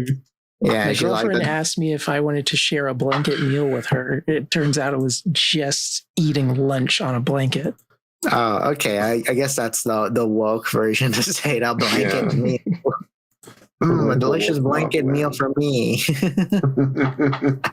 Hey, boo. Why don't you share with me this delicious blanket meal? The time you shouldn't have a blanket meal is in bed. I have such a huge pet peeve about people eating in bed because the idea of like crumbs on the bed, like fucking like, I hate that. That's why would anyone eat in bed? Like I can't even imagine doing that. Some people want to eat in bed. There are actual people who do that. Actual sickos out there who do that shit, right? I don't think I've some ever genuine done that. Freak behavior. I think it's been offered to me to do that, and I've always declined. Because you don't want to get shit in your bed. Yeah. It's normal. Yeah, eating in bed. I don't like it. I like when people put their feet on the pillow. I know we transitioned away from the Ed Piscor discussion, but I got to share this tweet I wrote. All right, I got you. Let me take a look-see, Lou. Oh yeah, this is the funniest. When the allegations first dropped, I thought this is the funniest tweet about it. I can't retweet it now because then Julian's gonna get the death squad at him. Yeah, you will be haunted. Ed, tell me this isn't true. It's true, Jimmy. It's all true. How can you do this, Ed? I'm just a player, Jimmy. I want a taste of that poon. You feel me? All that work and no play. God damn it, Ed. We're cartoonists. No, I ain't no tunist. I'm a pimp. Damn. Why would Ed Piscor say this? I can't believe he said that, actually. I can't believe it. That was the comeback episode for Cartoonist Kayfabe. He could have made enough money to go to Japan and just make comics there, dude. Like, they don't care. Maybe. They don't care there, dude. Yeah, it's like Felipe Smith would have said he could have hosted on morning show appearances for a while. We have a genuine white man who says the N-word from America. The token white man. Yeah, I like Felipe Smith, but he's been following some sus people on Twitter. Caught him following the quartering, and I'm like, why would anyone follow the quartering now? Fuck? That's crazy. Why would anyone follow the quartering ever? He was like a Magic the Gathering YouTuber at the start, I think. Wasn't he just like in general like pop culture stuff, right? For a little bit at the start, and then it's like, if I pretend to hate like gay people, that makes me more money. Became the new angle, right? Yeah, I feel like even when I was in my phase of watching those type of YouTubers, I was like, man, the quartering fucking sucks. SuperSpoe is like, yeah, my phase yesterday. Yeah, I remember. Yeah, like literally before I recorded this podcast. I tell you, this podcast was originally going to be a debate. We were going to trans rights. Yeah, but then I got hit by a truck and had a near-death experience. You're being pro-trans is kind of like getting hit by a truck. You got to be a little like, you got to get some brain damage. Yeah, you know. Exposed, trying to say. I don't know if you've watched Yu Yu Hakusho, but it was something like that, except with a few different details. It's instead of getting isekai, I became transphobic. You don't go to another world. You just wake up with another mind. You wake up with another world view. There should be like an anime where there's like an incel gets hit by a truck, but it's like a handsome Squidward effect where he just becomes good looking. And he's like, oh, I'm going to use this to get women. But it just doesn't work because his personality is so shitty. I'm pretty sure that is. There is a Korean manhwa that's like that. Yeah, I was going to say there's one where it's like this stupid, ugly loser ends up getting hit by a truck and he gets transported in the body of a high school girl he was stalking. And now he's going to like make it. Now he's going to like try to not be such a fuck up in this high school girl body because she actually has like prospects in the future. This is like astral rape, dude. This is like weird. I was reading that story. It's like, where's God in all this? Where is God? Why didn't God stop? No, that's The real question is, why did God put that guy into that girl's body? There was a teach him a lesson. There was a recent Spider-Man manga where it was like, oh, Doc Ock wakes in the body of a 10-year-old girl. Oh, yeah. Did that come out yet? I want to read that. I think it might have come out. I'm not sure, but a part of me was kind of like, this is kind of gross, dude. Why can't it just be, oh, but in this universe, Doc Ock is a 10-year-old girl? I would have been just fine with that. I don't need to be the grown mind of like a fucking 50-year-old man inside an 8-year-old. Why? Like, do you get turned on? Do you get turned on by like, oh, if only this toddler had the mind of a 50-year-old man? Yeah, it's kind of like where I guess I could see the idea if Doc Ock was in any way like an intimidating looking guy that then like be transported into a like not intimidating looking little girl, but Doc Ock fucking has a bowl cut, and glasses. Yeah, exactly. He's not a scary looking dude.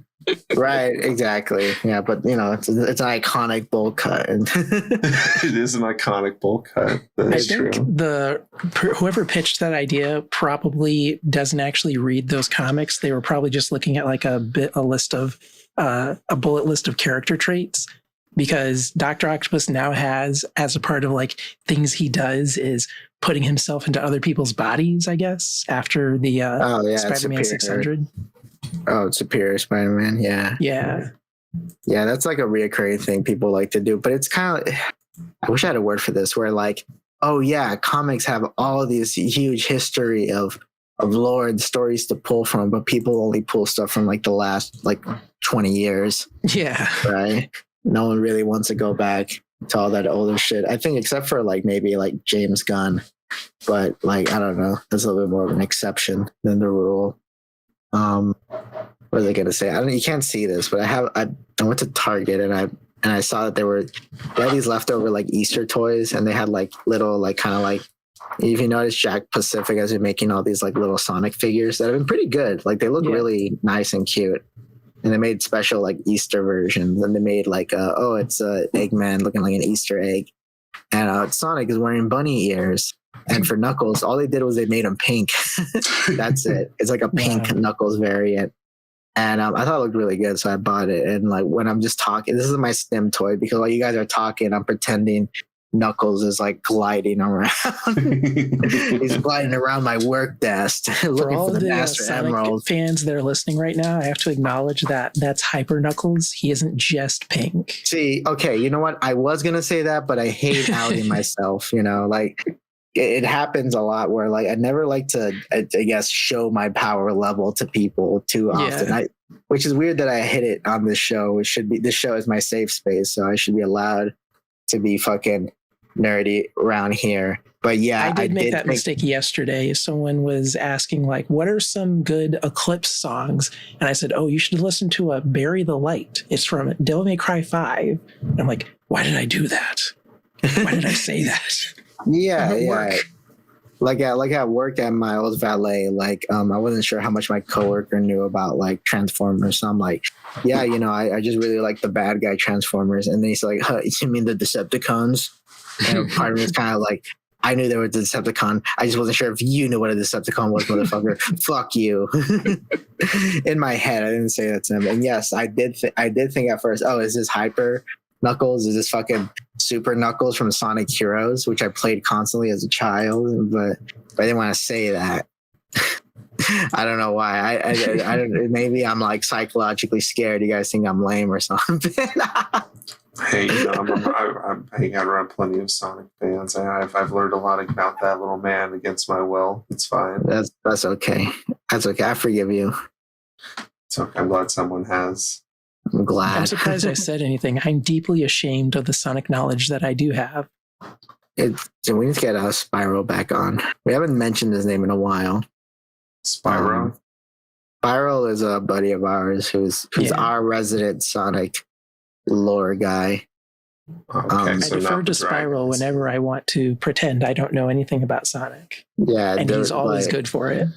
Yeah, because I was talking to my partner and I'm like, God, what's the name of that Archie's Sonic character was like a little chinchilla, and she had a crush on Dr. Eggman, and I couldn't remember her name. So this DM Spiral, like, oh, what was her name? And then he told me, and I'm like, all right, epic, cool. That's very important. It's very important. Yeah, it was very important for the topic, right? Damn, it's been several episodes in, and we still haven't figured out what our ending segment is going to be for these episodes. Yeah, because the cancel stuff, like, I mean, I can't really think of too many people to cancel. Yeah, I think everyone has been canceled that we want. All of our enemies have been defeated. Yeah, we did it. It's Steven Universe when they defeated all the gem monsters. And I'm like, well, I guess it's over. Well, I guess I'll drive away and start COVID. Why would Steven do that? What the fuck? Yeah, I don't know why he said that at the end and looked at the camera. It's funny how no one has asked Rebecca Sugar, like, why did Steven say that? Yeah, he pointed like a very realistically rendered finger at the camera. Yeah, I'm scared to ask her because I don't want to look like an idiot. Because like it seemed like no one else is like weirded out by that statement. I think someone tried to ask Rebecca Sugar one time, and she pulled out a really scary knife and just sort of put it on the table. And she's like, what did you want to ask me? Is what she said. What'd you say? She's like doing tricks with the knife. I tried to. She's like, it's a butterfly knife. She's doing like little flips that she's juggling it. Yeah.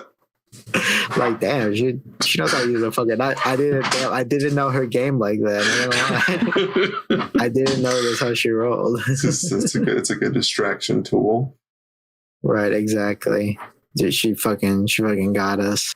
That's how she got the approval for Future. They were going to cancel the show, but then she showed her sick moves. She flipped. She's all like, "I gotta remove all these homosexuals from the show." And she's like, "Huh? Wow? What'd you say? I can't hear you over my loud blades." As my knife is clacking right now. Honestly. Right. Exactly. Oh my god. Fucking. It's over. It's over. It's over.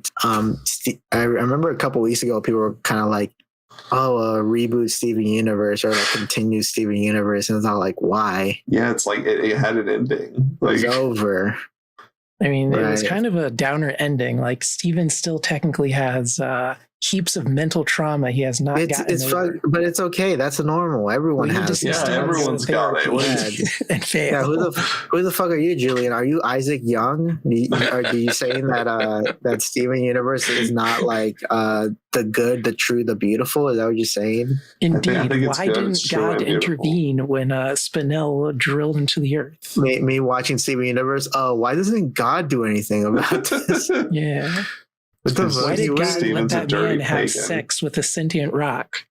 God wouldn't allow all these things to fucking happen, man. It's fucking unrealistic, dude. It's fucking really unrealistic. This is so cool. I love it when I have new mutuals and they're just like retweeting a shitload of NSFW, fucking My Hero Academia gifts. That's so cool. I love seeing that on my timeline, bro. God damn, that's awesome. It's All Might busting it out. It's fucking I do love that we live in a very progressive age where people can draw art of like big buff guys with titties and other buff men sucking on them, and I think that's beautiful, but I kind of don't want to see that. Why are you homophobic all of a sudden? I don't want to see the fucking My Hero Academia kids doing that. All right, call me homophobic, call me Hitler, but I don't want to see that. Call me Hitler, call me little Hitler, call me little Hitler Jr. But I don't want to see. I don't want to see All Might nursing anyone. Call me baby Hitler Jr. I don't want to see that. Did you see one of my All Might tweets popped off where it's like on this new My Hero Academia movie, there's an evil All Might called Dark Might, and I was like, there should be an All Might called Freak Might who eats ass and sucks toes. That's great. Oh my god! And I can see them doing that too. Like they can put that in the spin-off seems realistic. That seems real. Julia never read a chapter in My Hero Academia. That does seem like something they would do. That seems exactly like what the series would do. Yeah, that's the vibe I've gotten from fans. Is that would be something realistic. It it seems like from all the fan art I've seen, that seems to be realistic. All the fan art I've seen is pornography, but that's beside the point. Yeah. My fucking Space Ghost tweet is kind of popping off because someone posted like, "Oh, these are like the concept art for what Space Ghost looks like under the mask," and I just retweeted saying, "Damn, he's just a white guy." I was expecting anything else. Like, yeah, just a regular man. Oh, he's just white. He's just a white man. Yeah, like, oh, gee whiz. I wonder if there was anything that gave it away. Yeah, you can literally take that mask off and no one will be able to tell the difference between you and like 5 other people. Yeah, true. My buddy Olskay tweeted like, "Read this in Zorak's voice." He's just a white guy. Oh my god, just a white guy. Oh my god. Fucking yeah, I think that's it. Like, I think that's it. This episode has gone for like 2 hours. Not gonna lie, and I think that's enough. That's enough podcast for people. I think time flies when you're eulogizing Ed Piskor. Oh yeah. I forgot about that. Yeah, we really are like jumping around from topic to topic, like insane little monkey people. Yeah, much like King Kong. Much like King Kong, Little Kong. I see myself in Little Kong. I identify a lot with his fucking Dewey, Malcolm in the Middle ass looking face. Yeah, he has a real Dewey build. He is really very Dewey build, and he comes in clutch like Dewey's does sometimes in some episodes. Yeah, Dewey. I remember that episode of Malcolm in the Middle where Dewey fell through the portal with an axe. He fell to the Hollow Earth portal. He threw the axe to Malcolm. Yeah, I've never seen good. it. It's good. I think it's the first couple seasons are good, and then it kind of plateaus in quality, which is like it's the fate of a lot of sitcoms that they start out okay and they get better and better, and then they just start plateauing in quality where it's like it's not the worst thing ever. There's like way worse things out there, but it's just kind of, I guess it just turns into a comfy show, just something you play in the background. Right? Yeah, for sure. Yeah, that's me with like a King of the Hill, and I think that's true for a lot of people. Yeah, it's definitely just like there's sort of a point where it sort of levels off, and it's like, well, now you get to see these characters you like. Yeah, I think that's how I feel about Doug. Like a lot of people shit on the second series by Disney. I think Disney is the one that people say are the bad episodes, but I never notice because I'm not really looking at it critically. I'm just like, oh, hee hee hoo hoo. It's the Doug characters, yay! Yeah, I love Doug. Oh, I love Doug. I love him so much. I love Doug. I'm fuck. I want to suck off Doug so bad, bro. I can't keep up that facade. I wish Doug was in a casket. I'll be honest. Well, yeah, I hate Doug as a character. Like, he's the worst. It's everyone else that's cool. I hate Doug like spiritually. I'm watching Doug and I'm thinking like, why doesn't God intervene? Why doesn't God smite this white boy? Oh god, that's what I was thinking with the end of Curb Your Enthusiasm. I'm like, God should have just smited Larry at the end. Yeah, it just ends with Larry David getting struck by lightning. It's nothing left but a pile of dust and some glasses. And that would sound like some shit they would do though. That's not too weird for like Curb. Exactly. I made this meme because I was kind of like, I like the finale, but I did want the one where Larry dies. I was like, yeah, Larry had to get gunned down. Dude. That's the only way. He even set it up. He ruined Richard Lewis's relationship for the 7 millionth time. Right. And then the woman who may or may not have faked her own suicide attempt was going to buy a gun so she could kill Larry. I like using the word for Larry as like anti Goku. he's always trying to like fight the most like disabled person in the room, and he always like loses all of his fights against his like antagonists and like villains. So that finale was kind of like a boss rush of everyone he lost against, right? So it's like, yeah, imagine if Goku lost a fight against Frieza but kept being alive. It's just like, you know, he just had to live with that. That was just a thing. It's like, well, I'm gonna fight a weaker guy next. Don't you worry, we're gonna win this one.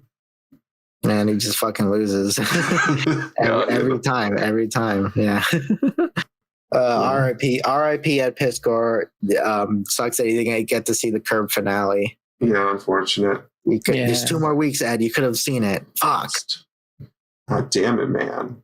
It would have changed your life, Ed. It would have changed your outlook on life entirely. Probably. I'm not gonna say it wouldn't, but yeah, probably. Yeah, in this episode, the finale, they show Larry David doesn't learn any lessons. You could have taken something away from that. You could have not learned any lesson. Yeah, exactly. Man, we're gonna 10 years from now, someone's gonna find this podcast and try to cancel me over me. Wow, you were shitting on Ed Piscor, but he just recently passed away, man, on his podcast. I wouldn't, dude. Can I not be critical about someone, dead or alive? We love his work a lot. I wish he wasn't. Yeah, I have purchased Ed Piscor books. I've subscribed to his Patreon until like early this year. Oof, damn, you could have if you just waited out a little bit longer. Yeah. Damn. But what was I thinking? But all I'm saying is that, like, yeah, I like Ed Piscor. I wish he didn't fucking die. I wish he could have kept doing his shit. I just wish, you know, he fucking didn't have to do that shit. That's about it. And with that, and was that Spo? What do you do? What do you want to promote? Well, you know, I draw pictures on the internet. You know, you can find me at SuperSpoe at Twitter. That's sad. That's sad that you do that, dude. That's disgusting. Yeah, you know, it honestly rots me in my core every day. Every day I look outside to the beautiful sky and think, God damn it, I have to get up and draw pictures again. God didn't take me in my sleep. Oh, damn it. Shit. Fuck. Yeah, that's him in the morning. I woke up. Damn it. Why didn't God kill me? He should have intervened. It should have been me, Lord. It should have been me. Did you say that your body of work is, what was it? The truth, the beautiful, and the productive?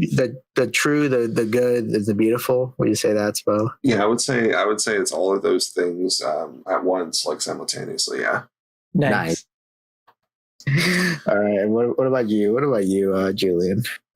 You know me. I have vqcd.in.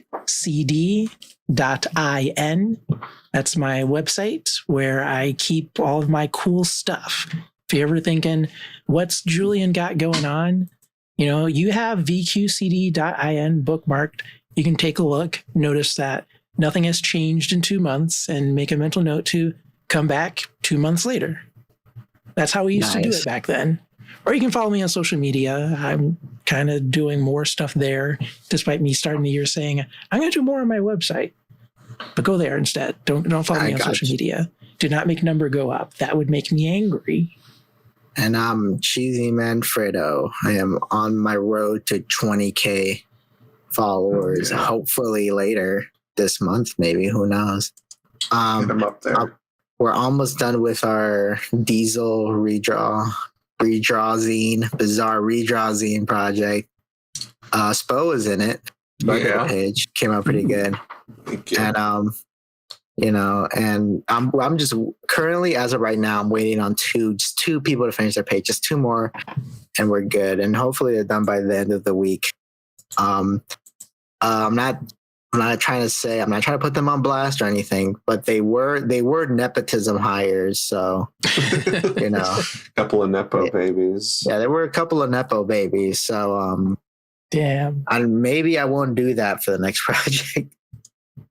Maybe I won't go full nepo. Maybe I'll make them work. I think Spo was also a nepo hire too. So Yeah, that's why I didn't enroll, because I didn't want to be one of those. I knew that's what would happen if, like, I said, "Hey, Cheesy, put me in," and then against his best, like, I would grind my teeth and be like, "Oh, sure, I guess." Listen, I do my stuff on time. All right, I don't wait until the last minute like most of the other people. Not like me, you know, waiting for the last minute. It's fine. Have you considered chronicalizing that? Like, I see that's the thing that people do. They're like, follow me on my road to XYZ goal. Maybe. Because the thing is, I don't know if since I'm doing so much full-time shifts, I don't know if I like have all the free time to like pull off like things where it's like, oh yeah, I'm gonna do this if I get this right. Oh yeah, that makes sense. Yeah, there's like so much other things I want to finish. I mean, there's so much art I haven't posted, little fucking dumb ideas and whatnot. I do want to would be interested in doing another like comic collab maybe by the end of the year. I have not come up. Yeah, it is pretty fun. I want to. This was an idea I thought of. I don't know if I'll be 100% committed to doing it, but I'm thinking like doing like a redraw of like the first issue of TMNT, that original Kevin Eastman, Peter Laird issue. I think that'd be cool. That's like 42 pages, so that'd be like twice the amount of artists for this project, right? That'd be cool. Yeah, it would be pretty cool. That's why I gotta get a little bit more popular so I could get out the news on that, because I will hold auditions again for that one. I kind of like doing the auditions. I think it does help a lot to like weed out people who might not be 100% committed to it, Yeah. And totally. I think this project, I think the completed like Diesel book is gonna look really fucking good. If one thing I noticed is that it doesn't even matter if you make the art better, the writing still sucks for the comic. Yeah, it's very generic. Yeah, so it's very like, but I think people did the best with what they were given. I think we're good. Yeah. All right. Yeah.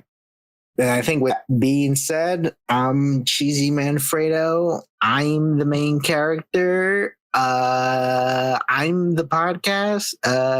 Goodbye, everybody. You're still here? The podcast is over. Go home. All right, I'm gonna stop recording.